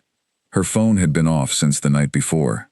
She had turned it off somewhere between the lift and the car, not dramatically, not as a gesture, just because she had not wanted it to make sounds that required responses. She had wanted to move through the night without her phone requiring anything of her. She knew that when she turned it back on, there would be messages from Daniel. She had no doubt about that. She did not know what the messages would say. He might be hurt, he might be angry, he might be worried, he might be cold, and she found that she did not feel any pressing need to know. She would turn the phone on when she was ready. She would read whatever was there when she was ready to read it. This was a new way of thinking. She noticed it. She had spent years managing Daniel's moods as they arrived, in real time, like a person working weather damage before the storm had fully passed. She had been very good at the real-time management. She could read the small signals, the particular flatness in his voice, the way he moved in the kitchen when something had gone wrong at work, the quality of the silence in a room when he was containing something, and she could adjust accordingly, could soften the conversation, redirect her energy, make small preemptive accommodations to keep the atmosphere from worsening. She had developed this skill so thoroughly and practiced it so consistently that it had started to feel simply like being responsive, like being a thoughtful partner. She had not seen it as management. She had seen it as love. But love was not something you performed in advance of a person's feeling, adjusting yourself before they had even asked you to. That was something else. She understood that now. Lying in Eleanor's spare room listening to rain, in a way she had not been able to understand when she was inside it. She got up. Eleanor's apartment had a particular morning smell. Coffee, and the mild, pleasant scent of the books, and the slightly earthy smell of the plants. Miriam walked down the short hallway in her socks, and came into the kitchen, and found Eleanor already there, standing at the counter in her gray sweater still, her hair now loose, reading something on her phone, with the focused expression she had when something was interesting. She looked up when Miriam appeared. "Morning," she said. She looked at Miriam for a moment, directly, assessingly, the way she had always looked at things, and then she said, "You look better than I expected." Miriam said, "I slept." "Properly?" "Very." Eleanor turned back to the coffee. "Good. That matters." She poured a second cup and set it on the counter, and pushed the small milk jug toward it. Miriam took the milk without being asked. Eleanor knew how she took her coffee, had known for 32 years, which was its own particular comfort, and she leaned against the counter and drank it and watched the rain against the kitchen window. "I need to turn my phone on," she said. "I know," Eleanor said. "Do you want to do it alone?" Miriam thought about it. "No," she said. "Actually, no. You can be here." She took the phone out of her bag and turned it on. She waited for it to come to life, the little startup process that always felt like a tiny holding of breath. Then the messages arrived. There were 6 from Daniel. She had not expected 6. She had expected 2 or 3, one confused, one concerned, one something else. 6 was more than she had imagined. She read them in order. The first was sent at 6:47 in the morning. It said, "I woke up and you're gone. Where are you?" The second was at 7:02. "Miriam, I don't understand what's happening. Please call me." The third at 7:15. "I found your keys missing and some of your things. Are you okay? What is going on?" The fourth at 7:31. "I'm very worried. Please just tell me you're safe." The fifth at 8:12, and the tone shifted here, subtly but clearly. "I think you've overreacted to something from last night. I didn't mean anything bad. We should talk." The sixth was the most recent, at 8:44, which meant she had been awake in Eleanor's kitchen for perhaps 15 minutes, before Daniel had sent it. I need you to call me today. This is not okay, and I deserve to know where you are. She read them all the way through, and then she stood with the phone in her hand for a moment, looking at the kitchen counter. Eleanor had been looking out the window while Miriam read. She turned now and said, "What does it say?" Miriam handed her the phone. Eleanor read through the messages without comment and handed it back. Then she said, "The fifth one." "I know," Miriam said. "The fifth one. I think you've overreacted to something from last night." She had read that sentence, and felt something settle in her like a stone settling through water, clean and final. She had not known, before reading it, whether seeing Daniel's words would weaken the certainty she had carried through the night. She had been aware of the possibility. She had been aware that morning light and his voice, even in text, even without tone, might make things complicated, in a way that midnight had not. It had not made things complicated. The fifth message had made things, if anything, clearer. "I think you've overreacted to something from last night. Not, I'm sorry. Not, I understand why you left. Not even, I didn't mean it that way."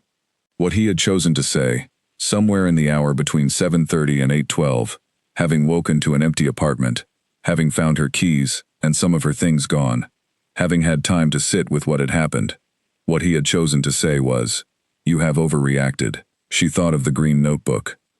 She thought of 18 months of entries, each one the size of a small, careful truth. She thought of the conference she had not attended, and the painting in the spare room, and the 4 hours she had given William in 3 days, and the red coat on the hanger, and the laugh she had turned toward the window. She thought of the nod. "I'm not going to call him today," she said. Eleanor said, "Okay. Not because I can't," she said. "Because there's nothing to say yet. Because if I call him now, I'll spend the whole conversation managing the call, and I'm done with that." Eleanor said, "That's very sensible. I'm going to need to speak to him eventually. There are practical things.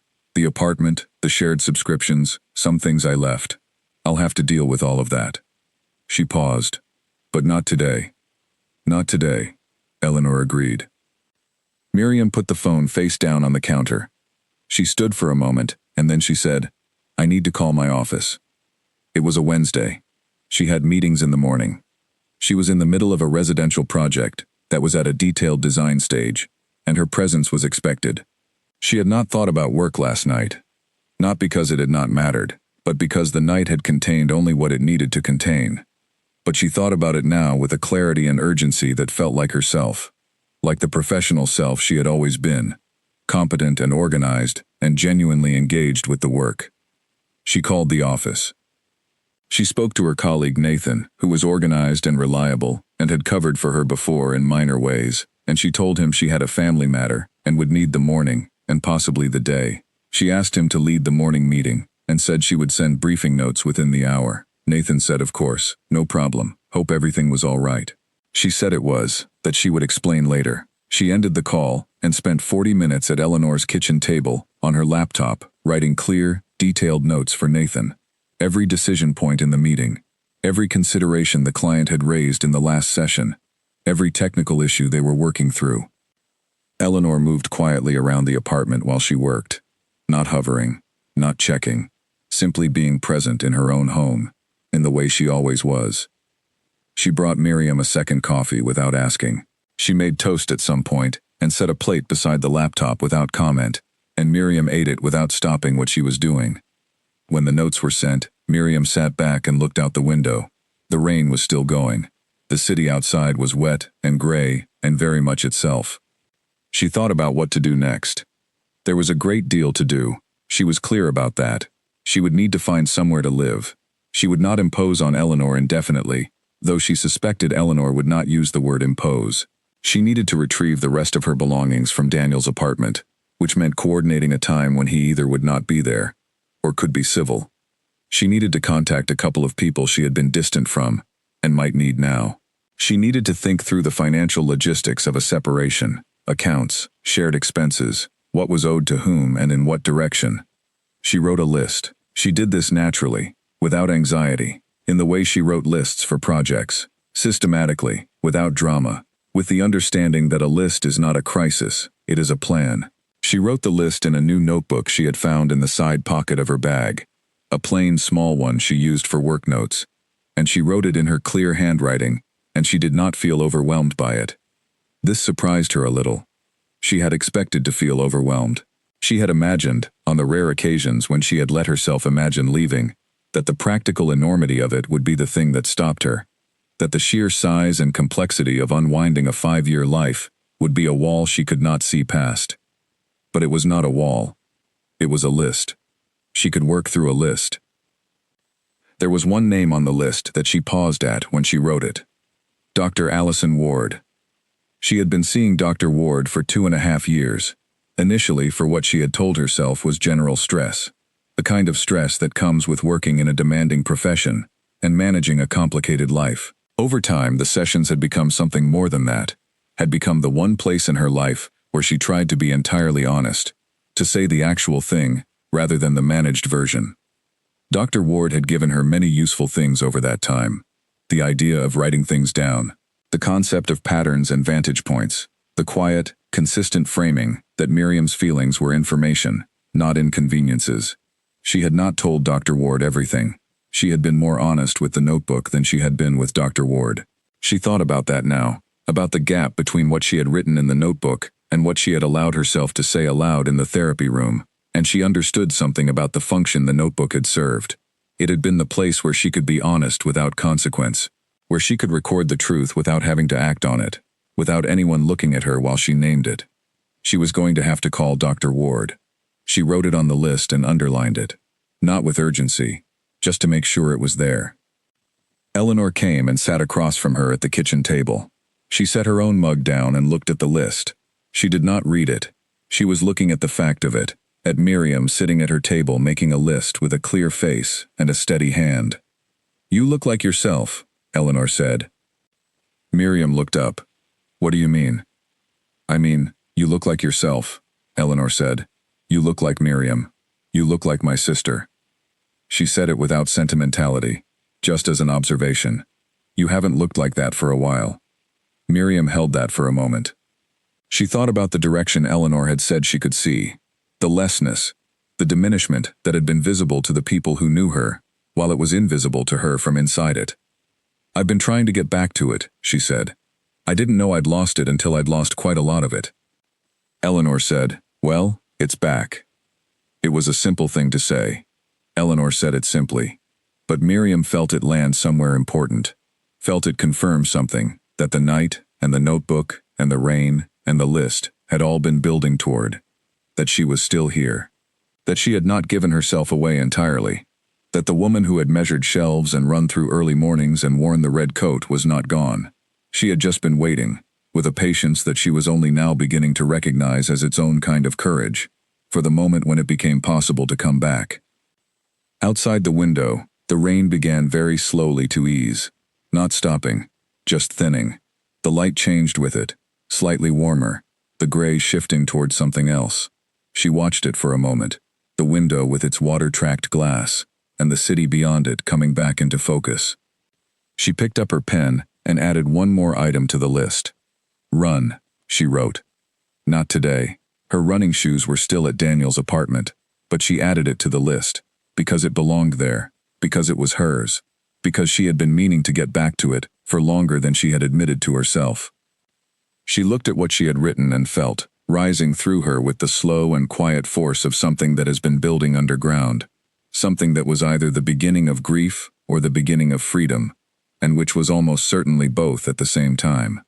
She did not try to separate them. She let them be what they were. Eleanor was watching her with the patient, clear-eyed attention she had always given things. The rain was easing. The coffee was warm. The list was there on the table, clear and manageable and real. Miriam Cole looked at her own handwriting and felt, for the first time in a very long time, like the author of her own life. She called Patricia from the kitchen table after Eleanor had gone to her desk to work. She had not planned to call Patricia first. Patricia was not the most practical call on her list. She was not a solicitor, or a letting agent, or a removal company.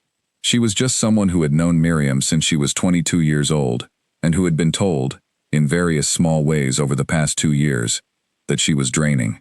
She was someone Miriam had seen less and less, for reasons she had attributed to schedules and distance, and the natural drift of adult friendship, and whom she had loved consistently through all of it, while allowing herself to drift. She called Patricia first because the list had made her think of her, and because thinking of her had produced, without warning, a feeling of missing her so acute and specific that it had surprised her. You could miss something you saw every week. The kind of missing she felt for Patricia was different, the kind that comes when you have let time pass, and the passing of it has become undeniable, and you can no longer maintain the fiction that it has simply been busy. Her voice was exactly as Miriam remembered it, warm and direct, carrying the slight skepticism of someone who has learned that when old friends call unexpectedly, it is usually both something good and something they should have called about sooner. Patricia, I'm sorry to call out of the blue. Don't apologize. Where are you? Are you all right? She said it quickly, without alarm, but with attention, the way Patricia always had, as though she had a finely calibrated internal instrument for the difference between a social call and a meaningful one, and it had just told her something. I'm at Eleanor's, Miriam said. I'm all right. I left Daniel last night. A short pause, then Patricia said, good. It was not the response Miriam had expected, though she was not entirely sure what she had expected. She had thought there might be more surprise, more preamble, more careful asking around, before arriving at a verdict. Patricia said good the way she said most things, with a directness that Miriam had always found one of the most trustworthy things about her. There was no performance in it. Patricia meant what she said, and said what she meant, and she said good, in a tone that communicated both that she had been waiting for this, and that she was genuinely glad it had arrived. You're not surprised, Miriam said. I'm not unaware of things, Patricia said, but I am glad you called me. Miriam told her what she had told Eleanor, though more compressed, more certain. She had already found the shape of the story, in the telling of it. Patricia listened without interruption, which she was good at despite her directness, and when Miriam had finished, Patricia said, the notebook. I want to talk about the notebook. What about it? I want to know what you're going to do with it, after. Miriam had not thought about that. She held the phone for a moment. I don't know, she said. I think I'll keep it. It's not a weapon or evidence of anything. It's just a record. It's your record, Patricia said. It belongs to you. Yes, Miriam said. It does. There was a warmth between them in the silence that followed, the warmth of something that had been strained by time and circumstance, and was not broken. Miriam felt it, and was glad of it, was glad she had called first, was glad the line was still open after 2 years of insufficient contact. Patricia said, Can I come this weekend? I don't want to intrude on whatever you're doing, but I want to see you. Please, Miriam said. Yes, I'd really like that. After she ended the call, she sat with the phone for a moment and thought about the word, draining. Daniel had used it about Patricia, draining. She thought about what Patricia actually was, in her experience, present, honest, interested, alive to the world, in a way that generated conversation, rather than extracting it. She thought about how often she had left a few hours with Patricia feeling more like herself than when she had arrived. She thought about how you could take a word from someone who used it carelessly and let it reshape a relationship without noticing. She put the phone down and looked at the list. The morning moved on around her. She made calls. She called a letting agent she had used before when she first moved to the city, who told her what was available, and in what price range, and what she would need to do to move quickly. She called her bank and asked about separating the joint account she and Daniel shared, which held only a small amount, a household fund they both paid into for shared expenses, and was told what the process would require. She sent an email to a solicitor whose name her firm had used on property matters, asking for an initial consultation. She dealt with Nathan's follow-up questions about the morning meeting over email, writing precise and useful answers that took her no longer to produce than they always did. The professional part of her was entirely intact, she noticed. It had its own weather, separate from everything else. Between calls, she sat in Eleanor's kitchen and thought about the apartment, Daniel's apartment. She had thought of it as theirs for 3 years. It was not hers. She had moved in at his suggestion, into the space he had already occupied, which had already been arranged in the way he liked, with his furniture and his books and his particular organizational habits. She had settled her things into it gradually, had occupied it with the careful consideration of a guest who has been told to make herself at home, but is aware of the meaning underneath that phrase. She had brought the painting. She had brought the ceramic bowl from her grandmother. She had brought the bookshelves from her old apartment, dismantled and stored in the spare room, because Daniel said they did not match the aesthetic of the living room, and she had told herself she would find a place for them later, and had never found a place for them. The bookshelves were in the spare room, dismantled. She had built them with her own hands, and stored them in a room she was not allowed to decorate how she chose, and she had not connected those two things in her own mind until this morning. She wrote on the list, bookshelves from spare room. There was more. She made a mental inventory, careful and practical, the kind of inventory she would make for a project. What is here? What belongs to me? What needs to be moved? Her clothes, most of which she had taken, the rest of her work materials, the books that had her name in them. A few kitchen items she had brought from her own kitchen, her mother's wooden spoon, a cast-iron pan she had bought herself at 26, and that was good and heavy and reliable. Several personal items from the bathroom cabinet, the framed sketch on the wall of the hallway, one she had made herself in her final year of university, a drawing of a building she had admired, which she had framed and carried from apartment to apartment since she was 23. She had hung it in Daniel's hallway, and it had hung there for 3 years, and she had not thought of it as hers versus the apartment's, had not thought about what would happen to it if she left. It was hers. She would need to go back and collect these things. She would need to arrange a time and a method. She thought about doing it while Daniel was at work, moving through the apartment quickly and systematically, taking only what was clearly and without argument hers. She thought about having Eleanor with her, or Patricia, someone to be present, to be a witness, to give the enterprise a kind of clarity and dignity. She thought about doing it next week, or the week after, once the immediate shock of the thing had settled, and the conversation with Daniel, the necessary, unavoidable, logistical conversation, had taken place. In the afternoon, Daniel called. She looked at his name on the screen for 2 rings. She did not pick it up. She let it go to voicemail, then sat with the phone and waited for the voicemail notification to appear, and then she played it. His voice was measured. She could hear that he was measuring it. There was the slight particular quality of controlled delivery that she had heard many times, the voice of someone who has prepared what they want to say and is holding to the preparation. He said he was sorry she felt she had needed to leave. He said last night had been a difficult conversation, and he could understand she was upset. He said he had, perhaps not been careful enough with his words, and he was sorry for that. He said he thought they had too much between them to throw it away, over an upset at dinner, and that he would like her to come home, so they could talk properly. He said he loved her. She listened to all of it. She sat with it for a moment afterward. She listened to it the way she had learned, over the years, to listen to his assessments of situations, with a certain careful attention, trying to find the thing that was actually being said beneath the thing that was being said. I could understand she was upset, not, I understand what I said hurt you. The upset was hers. The pain was hers. The reason for the pain had been slightly moved to the side, perhaps not been careful enough with his words, perhaps, and not careful enough, as though what had gone wrong was a matter of precision rather than content, as though saying the same thing more carefully would have been the solution. Come home. Come back to the apartment that was his, the life that was organized around his preferences, the space where she had stored her bookshelves in a spare room and moved her painting off the wall and turned toward the window when she laughed. Come home. She put the phone in her bag. She went to the spare room, Eleanor's spare room, hers for now, and she sat on the edge of the bed where she had slept so well the night before. She looked at the wrapped painting, still leaning against the wall. She got up and unwrapped it.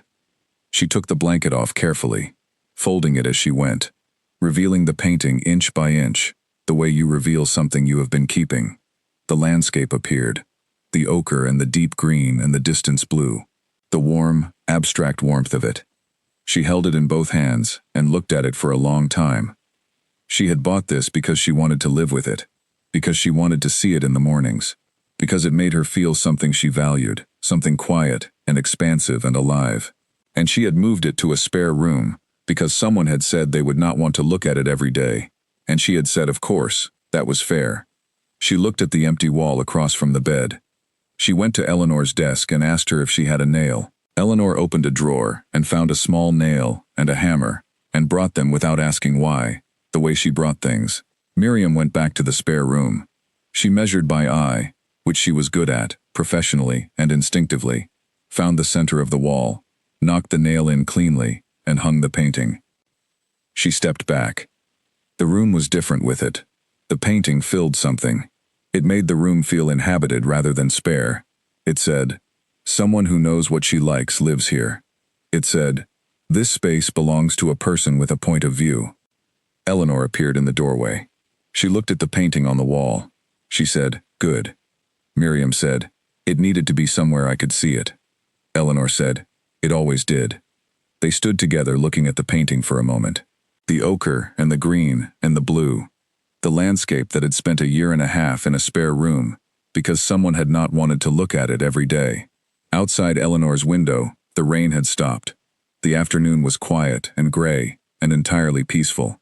Miriam stood in the doorway of the room that was hers for now, and she looked at the painting on the wall, and she thought about the woman who had bought it, who had known instantly and without doubt that she wanted to live with it, who had carried it home carefully and hung it with care and felt good about it every time she walked past. That woman had made good decisions. She had made them from a place of clarity about who she was and what she valued. She had simply, for a period of time, been persuaded to second-guess some of those decisions by someone who was very confident and very comfortable speaking in the tone of facts. She was not going to second-guess them anymore. She did not say this out loud. She did not need to. She thought it in the quiet of Eleanor's spare room with the painting on the wall, and it settled into her with the particular weight of something true. She would call Daniel tomorrow. She would do it calmly, briefly, and practically. She would say that she was not coming back, that she needed some time to arrange collecting her things, that she expected the conversation about the practicalities of the separation to be civil, and that she intended it on her part to be so. She would say these things clearly, in the measured voice she used for things that mattered, and she would not apologize for leaving, and she would not engage with the word overreacted, and she would not allow the call to become a negotiation. She would do all of that tomorrow. Today she was going to finish her work tasks, eat whatever Eleanor made for dinner, and sit in the warm apartment with the painting on the wall, and let the day be what it had been. The first full day of a life she was rebuilding from the foundation. She went back to the kitchen. She opened her laptop. She made a cup of tea that was good, because she made it the way she liked it and had taken the time to do so. She worked until the light outside the window shifted from gray to the particular blue-dark of early evening in the city. Eleanor appeared at 5:30 and asked if she liked pasta, and Miriam said she did, and Eleanor said good, because she was making it, and that was dinner.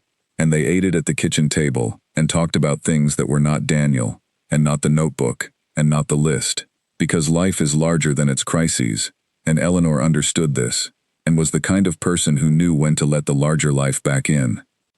They talked about their father. They talked about a film Eleanor had seen.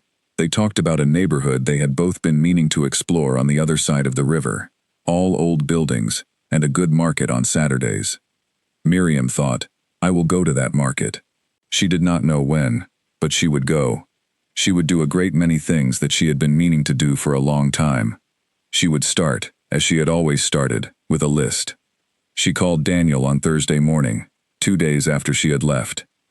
She made the call from Eleanor's kitchen at 9 in the morning, after she had drunk her coffee, and eaten, and worked through her email, and prepared herself, not in an anxious, effortful way, but in the clear-minded way of someone who is about to have a conversation they have thought through and do not intend to be derailed from. She had written a few notes before calling. Not a script. She had never needed scripts, had always been better in real conversations than in rehearsed ones, but anchor points. The things she wanted to say, the things she was not going to get drawn into, the tone she intended to maintain. The notes were short. They said, stay practical, do not negotiate. You have already made the decision. This call is logistics, not conversation. She called. Daniel picked up on the first ring. Miriam. His voice was different from the voicemail. The measured quality was still there, but underneath, it was something tighter. Something that had been sitting with 2 days of silence and was not finding it comfortable. Thank you for calling, she said. I want to talk about some practical things. A pause. Then, can we talk about us first?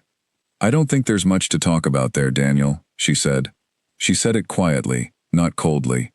She had not come to this call with coldness, had no interest in weaponizing her voice. She simply said it the way she said things she was certain of. I've left. I'm not coming back. I want to make sure we handle the practical side of things clearly, and without too much difficulty. That's what I'd like to focus on. Another pause. She heard him breathe. She waited. You can't just leave without talking to me, he said. That's not how this works. I understand you feel that way, she said, but I did leave. And I'm not coming back to the apartment. What I need to talk about is collecting my belongings. What belongings? The tone shifted slightly. Defensive now, she could hear it, the particular quality that came when he felt something being moved out of his control. You barely took anything. I took what I needed that night. There are more things I'd like to collect. My clothes, some books, my bookshelves from the spare room, a few other items. I'd like to arrange a time to come with a friend and pick them up. You can come whenever you want, he said. You still have a key. I left the key on the counter, she said. A silence. A different kind of silence. She recognized it. It was the silence of a fact arriving that he had not been prepared to face directly. She had left the key on the counter. That was not the action of someone who had stepped out temporarily or overreacted to something. It was the action of someone who had gone. Miriam, he said. His voice shifted again. The measured quality receded, and something more genuine came through. Not manipulation, she did not think, but something real. Something that was probably genuine feeling. I know last night, I know I said something that hurt you. I shouldn't have said it. I'm sorry for that. But one bad moment doesn't have to be the end of 5 years. She listened to this. She listened carefully, because she had promised herself she would be fair, would give his words their proper weight, would not dismiss what he said simply because she had decided to leave. She thought, one bad moment. She thought about the green notebook. She thought about 18 months of entries, each one small, each one precise, each one a tile in a picture that had taken a vantage point to see. She thought about the conference, the painting, the red coat, the 4 hours she had given William in 3 days, the laugh she had turned toward the window, the voice she had changed register in. She thought about the 34 entries in the notebook, and she thought about the things she had not written down, because they had seemed too small, even for the notebook, the daily texture of small accommodations that left no individual mark, but accumulated into something enormous. She thought, one bad moment. She said, Daniel, what happened at dinner wasn't a bad moment. It was a moment that made something clear to me. But I want to be honest with you. It was not the reason I left. It was the moment that allowed me to see a reason I had been avoiding for a long time. A silence. I don't know what that means, he said. She thought about whether to explain. She thought about the notebook and what it contained. She thought about explaining it all to him. The pattern, the shape, the 18 months of entries. She thought about what Dr. Ward had said about the difference between being understood and being seen. She thought about whether Daniel's understanding was something she needed, something that would help her, something that would change anything. She did not think it was. I don't think I need to explain it in detail, she said. I think I need to move forward. I'd like to arrange collecting my things, and then I'd like for us to deal with the joint account, which has very little in it, but which we should formally close. Those are the two main practical things. Is there a day this week when you'll be at the office until 6? He said, Friday. She said, I'll come Friday afternoon. I'll bring someone with me. I'll take my things and leave everything else exactly as it is. He said, You're really doing this? She said, Yes. Another silence. She waited through it. She had learned to wait through his silences. She had spent years reading them, interpreting them, responding to them preemptively. Now she simply waited. I think you're making a mistake, he said finally. She thought about that. She held it for a moment and looked at it honestly. Was she making a mistake? Was there something she had failed to account for? Some weight on the other side of the scale she had not given proper consideration? She thought about the woman she had been becoming. She thought about the direction Eleanor had seen. She thought about the lessness. I don't think I am, she said, but I appreciate you saying it. And then she said, I'll see you Friday. Or rather, I won't if you're at work. Thank you for answering. She ended the call. She sat with the phone in her hand for a long moment. She felt many things. Not simple things. Not clean things. She felt something she could only identify as grief, the real complicated grief of a person who has cared about someone and is now choosing to be done caring in that particular way, which is never as straightforward as the decision that precedes it. She felt it, and she did not fight it. She had not left because she did not care. She had left because what she cared about included herself. She put the phone down. She pressed her hands flat on the kitchen table and felt the solidity of it. Eleanor's kitchen table, solid and real. She thought about Friday. Friday came in the way that days come when you are bracing for them, and they are also just days. She called William the morning before it. She had been meaning to for days, had it on the list, and he picked up with the particular delight of someone who has been waiting for a call without letting themselves quite believe it would come. Miriam. He said her name, the way old friends say names, with an entire history in a single word. Tell me everything. She told him. He listened the way only certain people listen, fully, without preparing his response, letting what she said actually arrive before he formulated any reaction. When she was done, he said, "I'm coming to visit. When can I come?" She laughed. She laughed freely, not turned toward any window, not adjusted for any room. She said, "Give me a couple of weeks to find my own place." He said, "The moment you have a sofa, I'm on it." She said, "I'll probably have your spare room." He said, "Even better." After the call, she felt something lift in her. The specific lightness that comes when you have called someone back, whom you were afraid to call because of the time that had passed, and found that the time had not changed the essential thing. Some connections are like that. They have their own structure, their own weight-bearing capacity, and the drift of years does not compromise the load-bearing walls. She thought about what it meant that she had spent 2 years seeing William for 4 hours in 3 days, seeing Patricia less and less, drifting from the people who knew her. She thought about the word draining, and the word loud, and the dinner parties where she had lowered her voice. She thought about the particular loneliness of being surrounded by someone and still being alone, the loneliness that has no name, because it exists inside what is supposed to be connection. She was done being lonely in that specific way. On Friday, she went to the apartment with Eleanor. Eleanor had offered to come without being asked. She had simply said, "On Thursday evening over the pasta, I'll come with you tomorrow if you want." Miriam had said yes. They went in the afternoon, while the day was still fully itself. Eleanor carried the flat-packed cardboard boxes they had bought that morning at a hardware shop. Miriam had her own key, her spare, the one she had kept in her desk drawer at the office for the rare occasions when she needed it. She had not told Daniel she had a spare. She had simply used it now. The apartment was empty, as arranged. She stood in the hallway for a moment and looked at the space. It looked smaller than she remembered. Not literally, the dimensions were unchanged, but smaller in the way that things often look when you are outside them rather than inside. She thought, "I lived here," she thought. "This is the place where I set the table with cloth napkins, and warmed the bread, and wore the blue dress. This is the place where the words came across the table on a Tuesday night."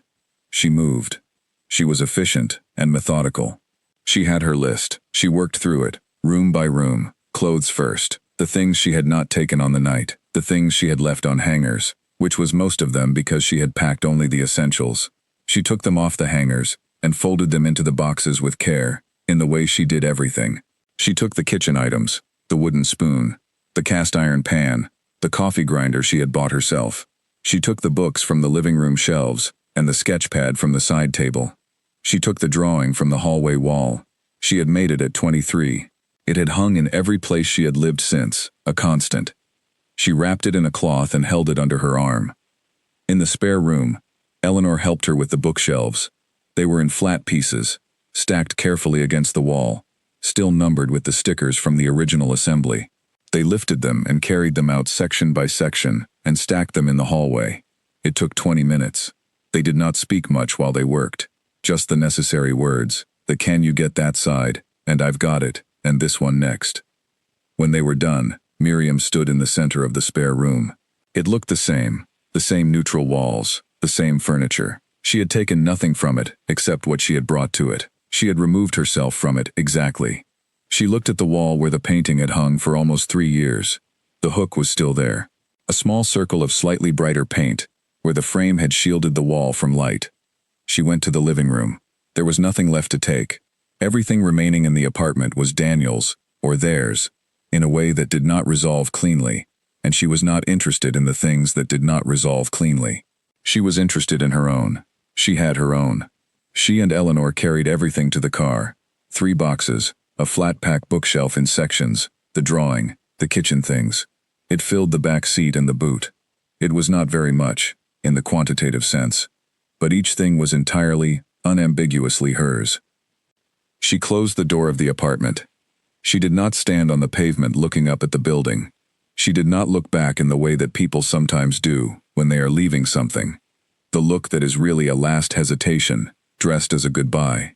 She simply walked to the car and got in, and Eleanor got in, and they drove away. They drove through the afternoon city, and Miriam watched the streets go by, and felt the 3 boxes in the back as a physical presence, as the weight of something returned to its rightful location. Her things were with her. She was with herself. The car moved steadily through the traffic, and she was quiet and steady inside it. Eleanor said, at a red light, "Okay?" Miriam said, "Yes." It was true. It was simply, entirely true. They drove to a storage facility, where Miriam had booked a small unit for the boxes and the bookshelves, because she did not yet have her own place, and did not want Eleanor's apartment to become a warehouse for her transitional life. She was finding a flat. She had seen 2 already, and had 1 more to view on Saturday. She would be in her own place within 3 weeks. The things could wait in storage for 3 weeks. They unloaded the car together in the clean industrial quiet of the storage facility. They stacked the boxes carefully. The bookshelves went against the wall in their flat sections, the drawing and the kitchen things and the clothes in their boxes. Miriam locked the unit and put the key in her bag. She stood for a moment in the quiet corridor of the storage facility, which smelled of clean concrete and had a very particular institutional light, and she looked at the locked door and she thought, everything I took is in there, and it's mine, and it's safe, and I know where it is. She thought that was enough, for now.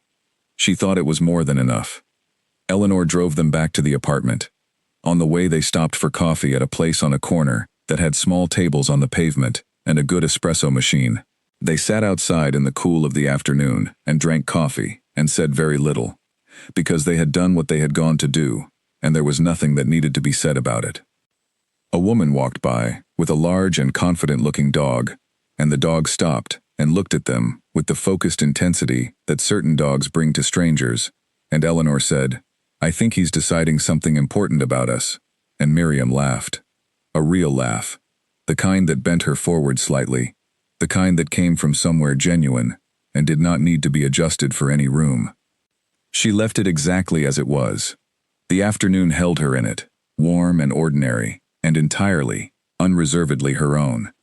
She moved into the new flat on a Saturday.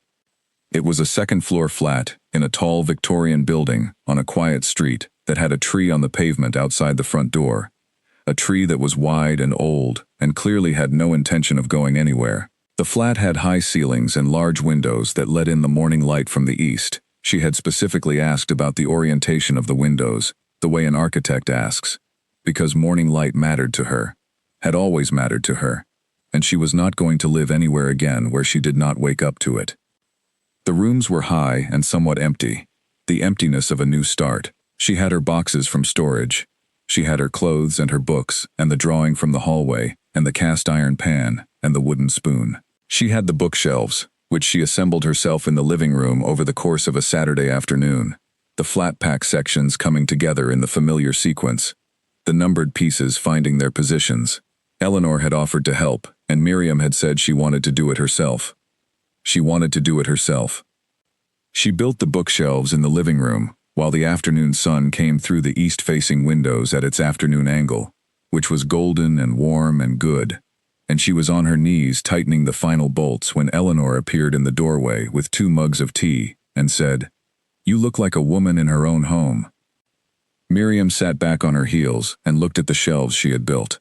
They were solid and straight, and they were hers, had always been hers, and she had built them herself once at 29, and now she had built them again. differently arranged but equally sound, in a room that belonged entirely to her. "I am," she said. She hung the painting in the living room, opposite the window, so it would be the first thing she saw from the kitchen. The landscape with the ochre and the deep green and the distance blue. She stood back and looked at it and thought, "There you are.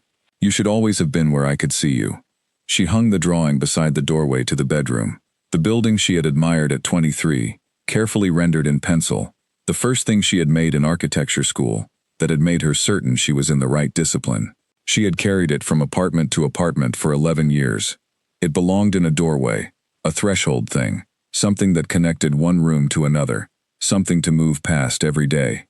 In the weeks after the move, she found a rhythm. The rhythm was different from any rhythm she had kept before, different from the years before Daniel, and entirely different from the years with him. It had a quality she could only describe as deliberate, not rigid, not effortful, but intentional. Every part of it was chosen. She had made choices about her morning, about her evenings, about the way she structured her work, about whom she saw and when. She made these choices with the conscious attention of someone who had spent 5 years making choices, mostly in response to someone else's preferences, and was now, for the first time in a long time, choosing from her own center. She started running again. Her running shoes had been in the boxes from storage, and on the first Monday morning in the new flat, she had put them on at 6 and gone out before the city was fully awake, the way she used to. The pavement under her feet in the cool morning dark, the particular quiet of the early hour, the way the streetlights made the world look like a different city, softer and more private. She had run for 40 minutes that first morning without stopping. She had not been running regularly for 2 years, had done it only sporadically when she could manage, but her body remembered it, remembered the particular feeling of it, and she ran without pushing herself, at the pace of someone reclaiming something, rather than proving something. She came back to the flat and stood in the kitchen with her hands on the counter, breathing, and she looked out the window at the morning light arriving, and she thought, "I had missed this exact thing. I had missed it, and told myself I had not." She went back to Dr. Ward. The session was on a Tuesday, 3 weeks after the night she had left. She had been once already, a brief call in the first week to say she had left, and was all right, and Dr. Ward had said she was glad, and had scheduled a full session as soon as there was time. Now Miriam sat in the familiar chair, in the familiar room, and felt the familiar sense of being in a space specifically designed for honesty, and she took a breath and began. She brought the green notebook. She had not intended to bring it, had put it in her bag automatically when she left the flat, the way you bring a thing when you know it might be relevant. She told Dr. Ward about the dinner, the words, the 19 minutes, the notebook. She told her what the notebook had shown her, the shape it had revealed, the vantage point. She told her about the packing and the walk out the door, and the car to Eleanor's, and the rain the next morning. Dr. Ward listened with the quality of attention she always brought, thorough and present, not rushing toward response. When Miriam finished, she said, "The notebook was important." "It was everything," Miriam said.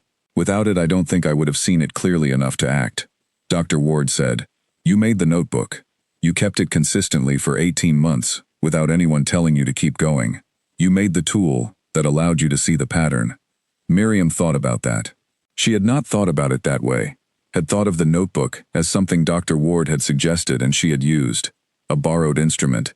But Dr. Ward was pointing to something different, that she had maintained it, had added to it, had brought to it a consistent and honest attention over a long period.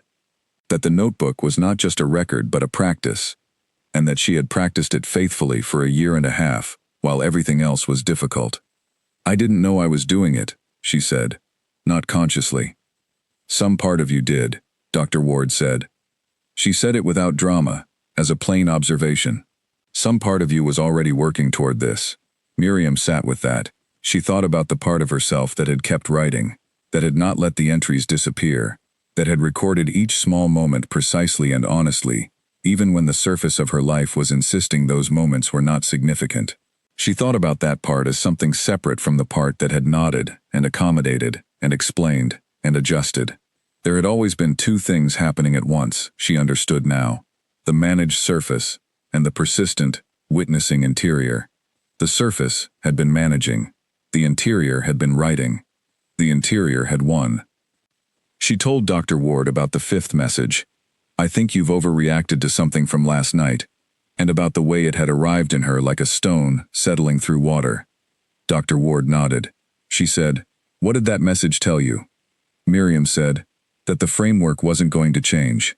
That if I went back, I would be going back to the same interpretation of my own experience." She paused. "That my feelings would always be a matter of my reaction, rather than a matter of what produced the reaction." Dr. Ward said, "That's a significant thing to understand." "I understand it clearly now," Miriam said. "I understand it, because I read the notebook, and I saw the pattern, and the pattern is not ambiguous.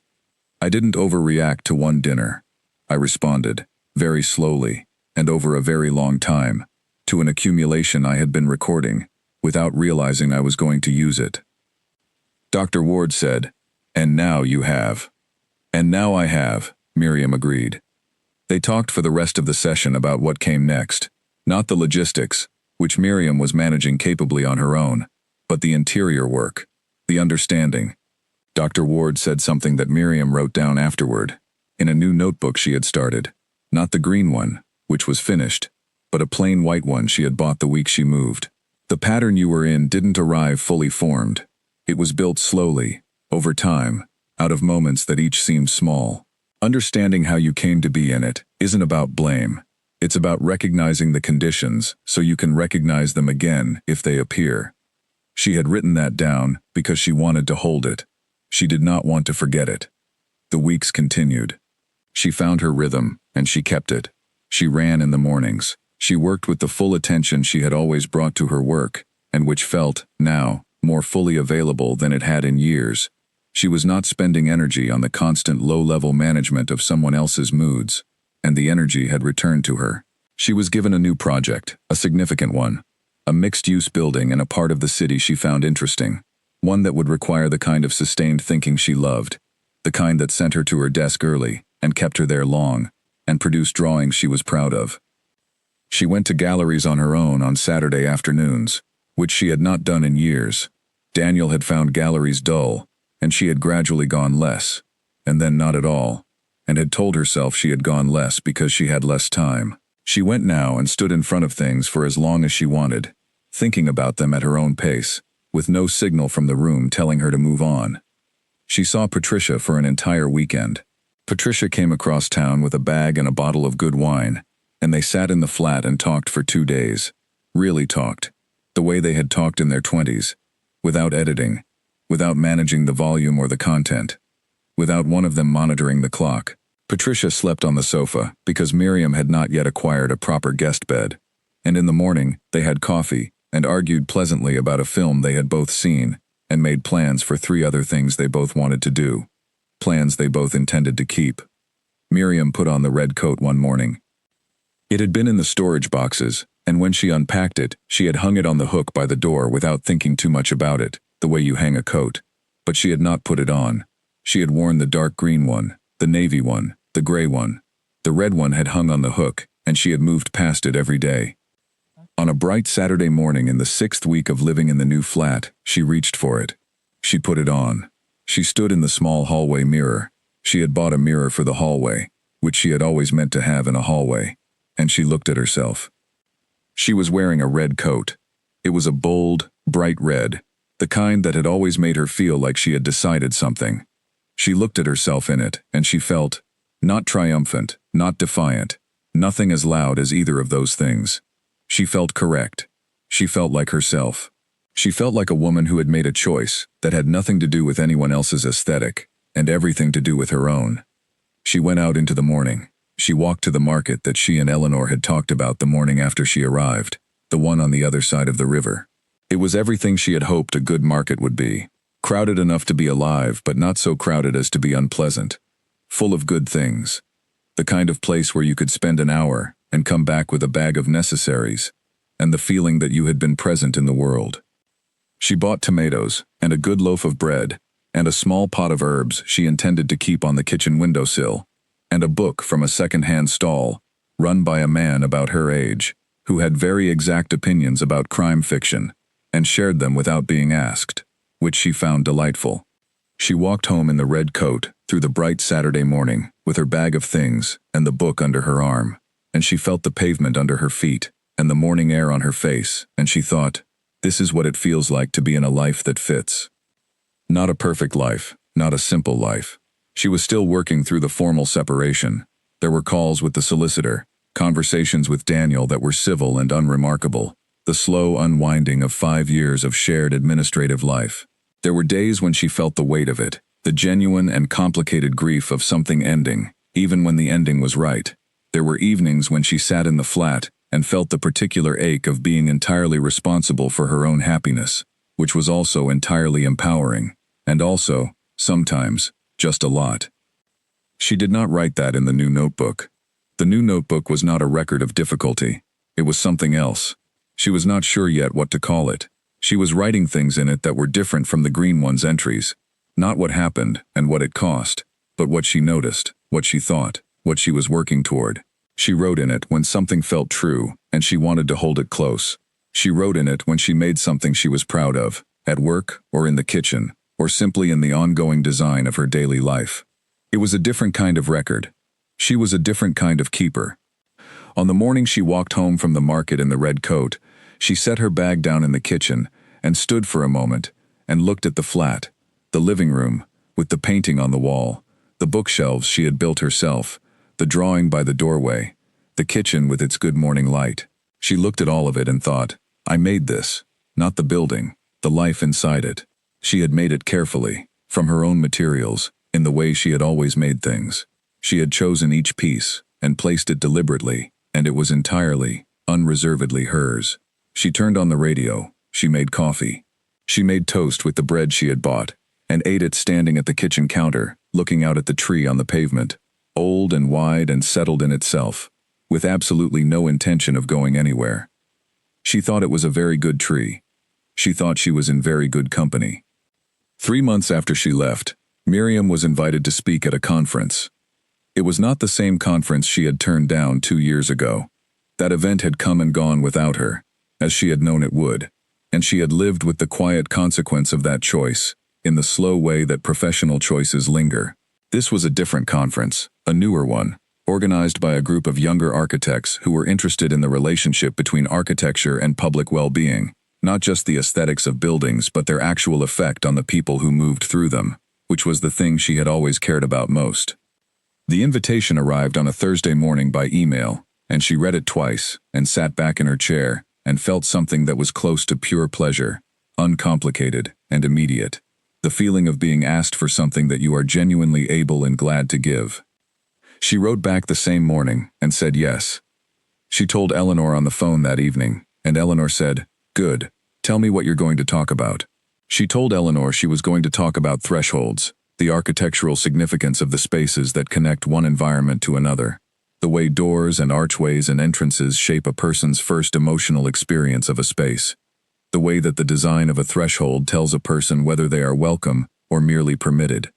She had been thinking about thresholds for months. She had been thinking about them personally, obviously, but she had also been thinking about them professionally, had been doing a great deal of quiet reading and sketching and thinking, and the thinking had produced ideas she was proud of, ideas she had not had before, connections between concepts that had arrived only because she had space to let them arrive. Eleanor said, "That's perfect for you. That's exactly what you should talk about." Miriam said, "I think so too." She worked on the talk over several weekends. She did it in the mornings, at the kitchen table, with the light coming in from the east windows, with coffee, and whatever she had in the flat that constituted breakfast. She wrote in the way she had always written, starting from what she knew and thinking her way out from it, finding the argument by following the ideas rather than deciding the argument first. She had always been better that way. She was a person who thought by going, who found the shape of things by moving through them rather than observing from a distance. The shape of the talk emerged over about 3 weeks. She was going to talk about the first impression a building makes, not visually, though that was part of it, but emotionally, spatially, through the experience of the threshold itself. She was going to talk about how the best buildings she had ever been in all shared a quality in their entrances, a quality she had spent years trying to name, and had recently arrived at a name for generosity. The entrance of a good building was generous. It made room for the person entering. It said, "You are expected here. You are not an inconvenience. There is space for you." She thought about the community center she had been working on when she was with Daniel, the project she had been talking about at the dinner party when he had caught her eye across the table. She thought about the entrance she had redesigned 3 times to get the light right, to make it fall at the right angle in the late afternoon, to make the first impression feel like welcome rather than permission. She had been trying, without having the exact word for it, to make the entrance generous. She had that word now, and she had a great deal to say about what it meant. As she worked on the talk, she noticed something. The ideas that were coming to her, the connections between threshold design and emotional experience, the way certain spatial qualities create certain interior feelings, the relationship between the deliberate shaping of a space and the dignity it conferred on the people who inhabited it. These ideas were not entirely new. She had been circling them for years, but she had not had the time, or more precisely, the interior space, to follow them all the way through. The particular combination of energy and attention that good thinking required had not been fully available to her. Something had been using it up. It was available now. She noticed this, the way you notice a returned capability, with a slight surprise, and then with the quiet satisfaction of something being where it should be. She was thinking better than she had thought in years. She was doing her best professional work. She was generating ideas at a pace and with a clarity that felt not like something new, but like something recovered, like a quality she had always possessed and had recently been cut off from, and had now, by the simple act of removing the thing that was blocking it, gotten back. She wrote this in the white notebook. Not dramatically, just as an observation. "The thinking is back," she wrote. "I had not realized how much of it I was spending elsewhere." She had a session with Dr. Ward in the middle of working on the talk, and she mentioned it. The returned clarity, the quality of the thinking. Dr. Ward said, "Where do you think it was going?" Miriam thought about it. "Into management," she said. "I was managing all the time. The room, his mood, the energy of every interaction. It was constant. You don't notice how much of yourself it takes until you stop doing it." Dr. Ward said, "What does it feel like to not be managing?" Miriam said, "Lighter, and I keep finding myself in the middle of thoughts and realizing I got there without anything interrupting me." Dr. Ward said, "That's what attention feels like when it belongs entirely to you." She held that. She thought about how many thoughts she had begun and not completed over the past 5 years. Ideas she had started on her way to work and abandoned when she arrived home to the particular weather of the apartment. Projects she had wanted to develop further and hadn't.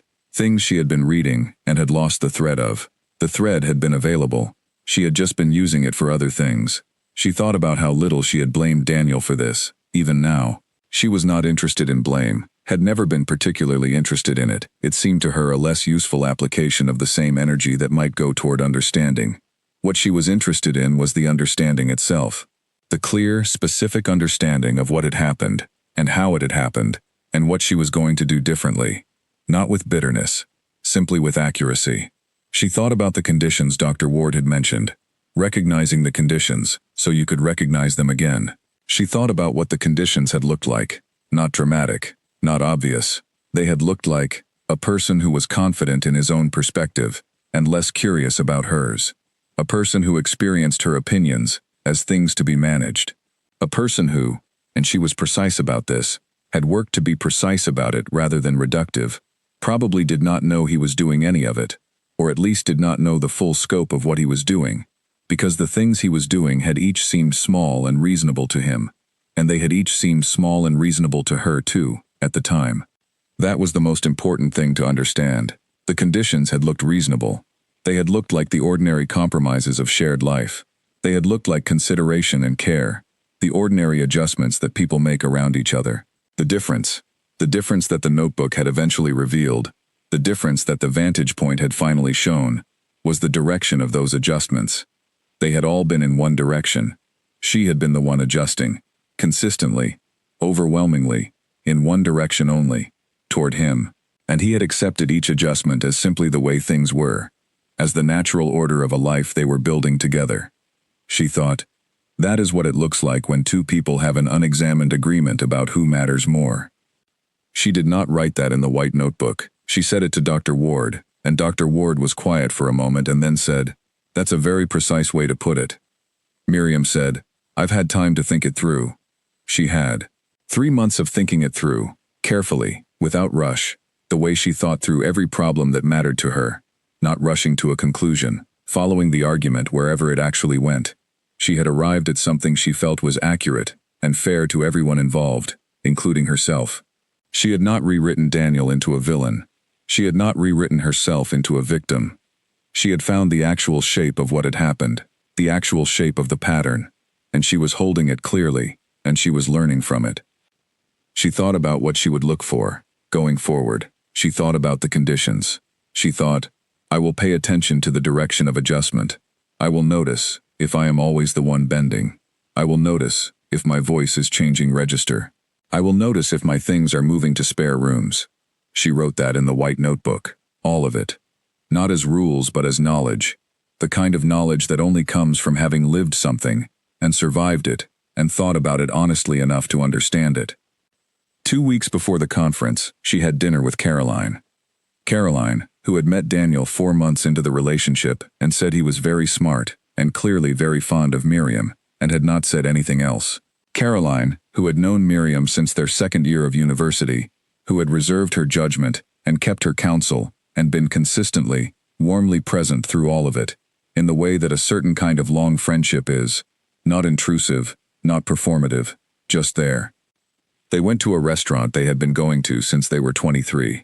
The same restaurant, still on the same corner, still with the same slightly squeaky chair at table 4 that they had complained about at 23 and found charming at 30.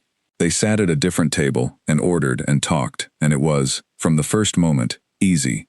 The particular ease of a friendship that has its own established language, its own reference points, its own history. At some point in the dinner, Caroline said, "Can I tell you something I've been wanting to say?" Miriam said, "Always." Caroline looked at her directly. She had always looked at things directly. It was one of her great qualities. And she said, "I watched you get quieter over the last few years. Not sadder, necessarily. Just quieter. And I didn't know how to name what I was watching because you weren't visibly unhappy, and you seemed to have reasons for things. But I missed you. The you that argued with my uncle about housing policy when you were 9 years old." Miriam looked at her. "I didn't know you knew that story." "Your mother told me. She told it at your 30th birthday." Caroline smiled. "The point is, you've been loud again lately, in the good way, in the original way, and I wanted to tell you that I noticed." Miriam thought about this. She thought about the word loud. She had been told, gently and conversationally, that she was too loud, and here was Caroline, who had known her for 12 years, using the same word, with entirely different weight, not as a complaint, or a warning, but as a welcome back. She said, "I've been trying to let myself take up the amount of space I actually take up." Caroline said, "That's all I ever wanted for you." They stayed at the restaurant for 3 hours. They talked about everything. The conference, Caroline's work, a trip they were planning together for the following spring. Things that made them laugh. Things that made them think. They talked the way old friends talk, when time and honesty and real affection are all present at once, when there is nothing being managed or monitored, when both people are simply in the room with each other. Miriam walked home from the restaurant in the red coat, through an evening that was cool and clear and very fine, and she thought about the word generous, the word she was going to build her talk around. She thought about what it meant for a space to be generous, to make room for the person who was entering it, to say through its physical design, "You are expected, you are welcome, there is room for you here." She thought about what it meant to be in a life that was generous. She had not been in a generous life for 5 years. She had been in a life that was calibrated, that was managed, that had a certain kind of order and structure and comfort, but it had not been generous. It had not made room for her. It had made room for her when she adjusted herself appropriately, when she matched herself to the space that was available, and she had done that for a long time, and the space available to her had become very small. She was in a generous life now. She felt it on the walk home, in the pavement under the red coat, in the ease of the evening, in the fact of Caroline's voice an hour ago saying, "Loud again lately." She felt it in the flat when she came through the door, and the painting was there on the wall, and the tree was outside the window, and the white notebook was on the kitchen table, where she had left it. She sat down and she wrote one thing. She wrote, "I think generosity, real generosity, the kind I'm trying to build into buildings, and the kind I want to live inside, begins with making room. It begins before anyone arrives. It assumes the arrival. It builds space into itself, on the assumption that someone worth welcoming is going to come." She looked at what she had written for a moment. Then she thought, that might be the opening of the talk. She picked up her pen, and she kept writing. The conference was held on a Saturday in the spring. It was in a building she had admired for years, a converted warehouse in a part of the city that had once been industrial and was now something more layered and interesting, a place where old material and new purpose had been brought together in a way that honored both. The main hall had exposed steel beams and tall windows that had been added to the original structure with the kind of care that respected the building's past while making it entirely fit for the present. She walked in that morning with her notes in her laptop bag and stopped in the entrance to look at the light coming through the tall windows and to feel the space do what a good space does, which is receive you. "Welcome," it said. "You are expected." She was on at 11, after two other speakers, a structural engineer who spoke about resilience in public buildings, and a landscape architect who spoke about the design of urban green spaces. She listened to both with genuine attention, noting things that connected to her own thinking, feeling the particular pleasure of being among people who cared about the same questions she cared about, people for whom the shape of the built world was not merely a matter of aesthetics, but of ethics, of responsibility, of care. She had been to conferences before, had spoken at them. Earlier in her career she had been on panels twice, had given presentations to client groups, had presented work at industry reviews. But she had not been to a conference in 2 years, and had not spoken at one in 3. And the combination of the returning and the speaking felt significant, in a way that she was glad of without making too much of. She was here because she had been invited, and because she had said yes, and because she had something to say.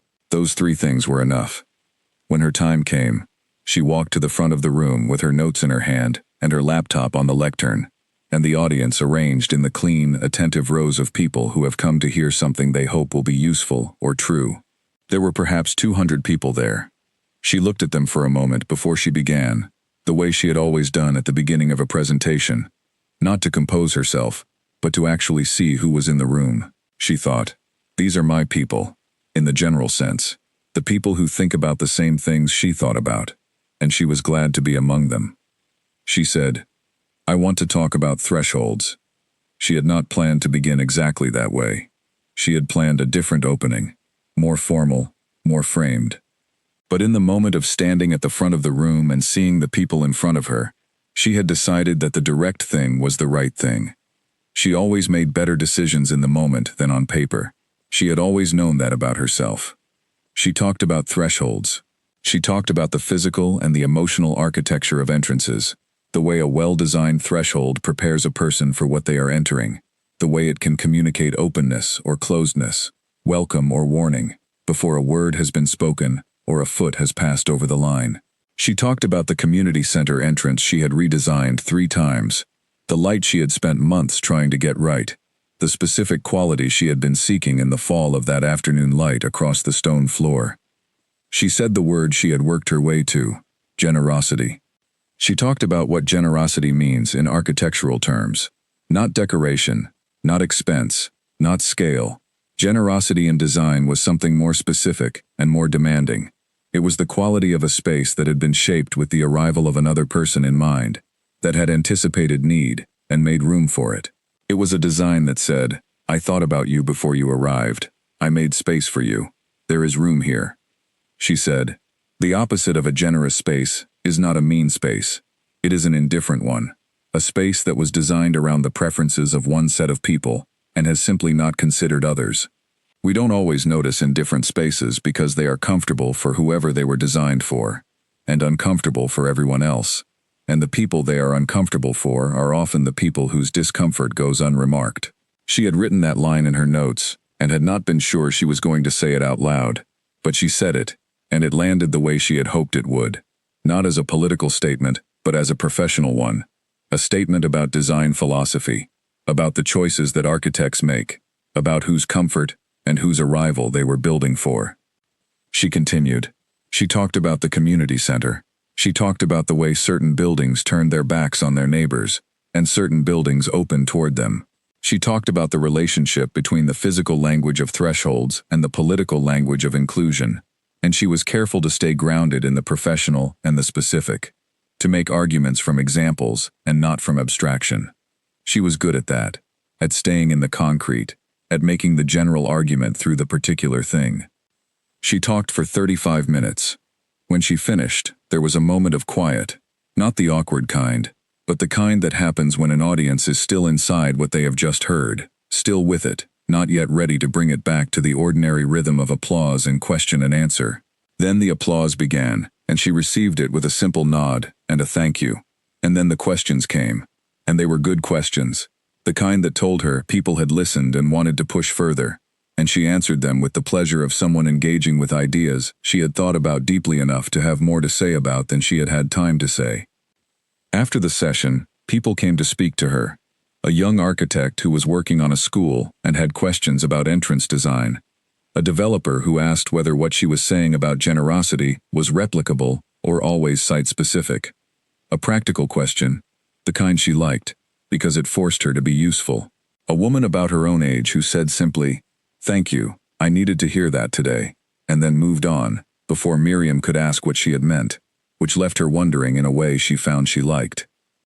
She had lunch in the conference building, with a group of 4 other attendees, 2 architects, an urban planner, and a civil engineer, and the conversation over the meal was the kind of conversation that makes a morning feel worth it, that produces 3 ideas you want to follow, and 2 questions you had not thought to ask before. She ate without watching the room. She spoke at the volume she spoke at. She told a story about a project that had gone wrong in the planning stage, and why and what she had learned from it, and she told it with the ease of someone who had made peace with imperfection, who understood failure as data rather than evidence. At one point in the lunch, the civil engineer, a tall man named Gregory who had a very precise way of asking questions that she found appealing in a professional sense, the sense of someone who wanted the actual answer, said, "Your talk was about buildings, but it wasn't only about buildings, was it?" She looked at him. She thought about how to answer. She said, "I think the things we make and the way we live tend to reflect each other. I think the principles of good design are often the principles of good living. Generosity in one shows up in the other, and the absence of it shows up in the same way." Gregory said, "That's a good way to think about it." She said, "It took me a while to get there." On the train home from the conference, she sat by the window and watched the city go by, and thought about the day. She was tired, in the good way, not depleted, but full. She had been useful. She had said something she believed in front of people who were in a position to think about it and perhaps use it. She had spent a day among her professional community, and had not once felt the need to monitor herself, to adjust her voice, or her opinions, or her energy, for anyone else's comfort. She put her head against the window and watched the city. She thought about the Tuesday night that had started everything, the fork in her hand, the words across the table, the 19 minutes. She thought about them without the particular ache that they had carried in the weeks immediately after, when they had still been sharp and close. They were not sharp now. They were something she had learned from, something she had written down in a green notebook and read back to herself, and allowed to show her the shape of something she needed to see. She was not grateful for them. She did not feel the need to rewrite the pain of them into a gift, but she understood their place in the story. They had been the moment when the accumulated weight of the pattern had finally shifted the balance. They had been the tipping point. The tipping point was not the story. The tipping point was a single moment in a long story about a woman who had been making a certain kind of life, and had kept a record of what it cost, and had eventually, with the help of a vantage point she had built herself, seen the shape clearly enough to act. The story was larger than the Tuesday night. It was larger than Daniel. It was about the years before him, the woman she had been, and the years after him, the woman she was becoming, and the thread between them, the persistent, undefeated thread that had always been there, even in the quietest and most reduced period, the thread that had kept writing in a green notebook and building bookshelves and running in the mornings when she could, and loving the painting and the red coat. She had never quite given herself away. She had given a great deal, but she had held something back, writing it down in careful handwriting, in a notebook behind the cookbooks, keeping the record so it would not disappear. The train moved through the city, and the evening came on around it, the light shifting from the pale gold of late afternoon to the blue of early evening. She watched it change, and felt it the way she felt things fully now, not managing the feeling, not moving through it efficiently, just letting it be what it was. She thought about the white notebook on the kitchen table. She had more to write in it. She had a great deal to write in it, now that the day had given her new thoughts to follow and she had the interior space to follow them.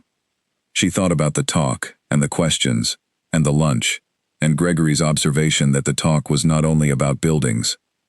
She thought about what she would write when she got home. She got off the train and walked to the flat.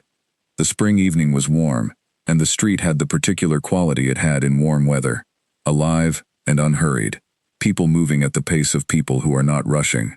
She passed the tree outside the front door, the wide old tree that was fully in leaf now, and she put her hand on its bark for a moment, as she unlocked the door, the way she had started doing, a small private greeting to something that was settled and steady, and had its roots very deep. She went inside. She made tea. She hung the red coat on the hook. She stood in the kitchen for a moment and looked at the flat, the painting on the wall, the bookshelves full of her books, the white notebook on the kitchen table, the plant on the windowsill that had been in her kitchen when she arrived, and which she had been tending carefully, and which was doing well, had grown 2 new leaves in the past 6 weeks, small and vivid and very much alive. She sat at the table. She opened the white notebook to the page where she had stopped. She picked up her pen. She wrote about the day. She wrote about the conference, and the hall, and the light through the tall windows, and the way the building had said welcome. She wrote about the talk, and what she had said, and what it had felt like to say it, and what the room had felt like when she was saying it. She wrote about Gregory's observation, that the talk was not only about buildings, and what she thought about that. She wrote about the train, and the evening light. Then, she sat for a moment, with the pen in her hand, and she thought about something she had been thinking about for several days, something she wanted to write down, because she had been working toward it, and had almost arrived. She wrote, "I used to think that what I was looking for in a building was beauty. I trained myself to think about light and proportion and material, and all the things that make a building beautiful, and those things matter. They matter a great deal. But I think the thing I have been looking for, the quality I have been most trying to produce in the buildings I make, is something that beauty alone cannot give. I think the thing I have been looking for is honesty. A building that is honest about what it is, about who it is for, about what it is asking of the person who enters it. An honest building does not pretend to be something it is not. It does not ask you to be someone you are not, in order to be welcome in it. It simply makes room." She paused. She read it back. She thought it was true. She thought it was the truest thing she had written in a very long time, and she thought it was about more than buildings, and she was glad that it was. She made room for the rest. She wrote for 2 hours. She wrote until the evening had fully arrived, and the kitchen needed more light, and she got up and turned the lamp on and sat back down, and kept writing. She wrote without stopping to question herself, without adjusting for anyone's expectations, in the voice she had always had, precise and engaged, and genuinely, entirely her own. When she finally closed the notebook, the flat was quiet around her. She sat for a moment in the lamp-lit kitchen and listened to the quiet of her own home, the breathing of a space that was exactly as she had made it, arranged exactly as she had arranged it, containing everything she had chosen and nothing she had not. Miriam Cole was 34 years old. She was at the beginning of something she had been building toward for a long time, through everything, without quite knowing it, the way a good foundation is laid before the walls go up, before anyone can see what the building is going to be. The foundation had always been there. She had laid it herself. She had laid it in the early mornings, and the careful records, and the love for the people who had known her, and the insistence, even in the quietest period, on certain things. The painting, the red coat, the notebook behind the cookbooks. She was building on it now, room by room, page by page, day by deliberate day. She was building something generous, a life that made room for itself, a life that had already decided, at the threshold, before anyone arrived, that the person who was coming home was expected, was welcome, was worth the preparation. She stood up. She took the empty mug to the sink. She turned off the kitchen light. She stood in the doorway for a moment before going to bed, the lamp still on in the living room, the painting visible on the wall, the ochre, the deep green, the blue of distance. She looked at it for a long moment. Then she said, quietly, to no one, to herself, to the woman she had been, and the woman she was becoming, and the thread between them that had never, not once, let go. She said, "Good." And she meant it exactly the way Eleanor had meant it. That first night in the doorway, with the coat under her arm, and the painting in her hands, standing on the outside of a life she was leaving, and the threshold of one she was only beginning to imagine. She meant it as acknowledgement. She meant it as arrival. She meant it as the simplest possible truth. She went to bed. She slept well. Outside, the city kept its own quiet company, and the tree on the pavement stood in its deep roots, and the night held everything in its ordinary and sufficient dark. In the morning, there would be light coming in from the east. There would always be light coming in from the east. She had chosen the flat for that reason, and every morning it arrived exactly as she had expected it to, and every morning it was enough. It was, without question, more than enough.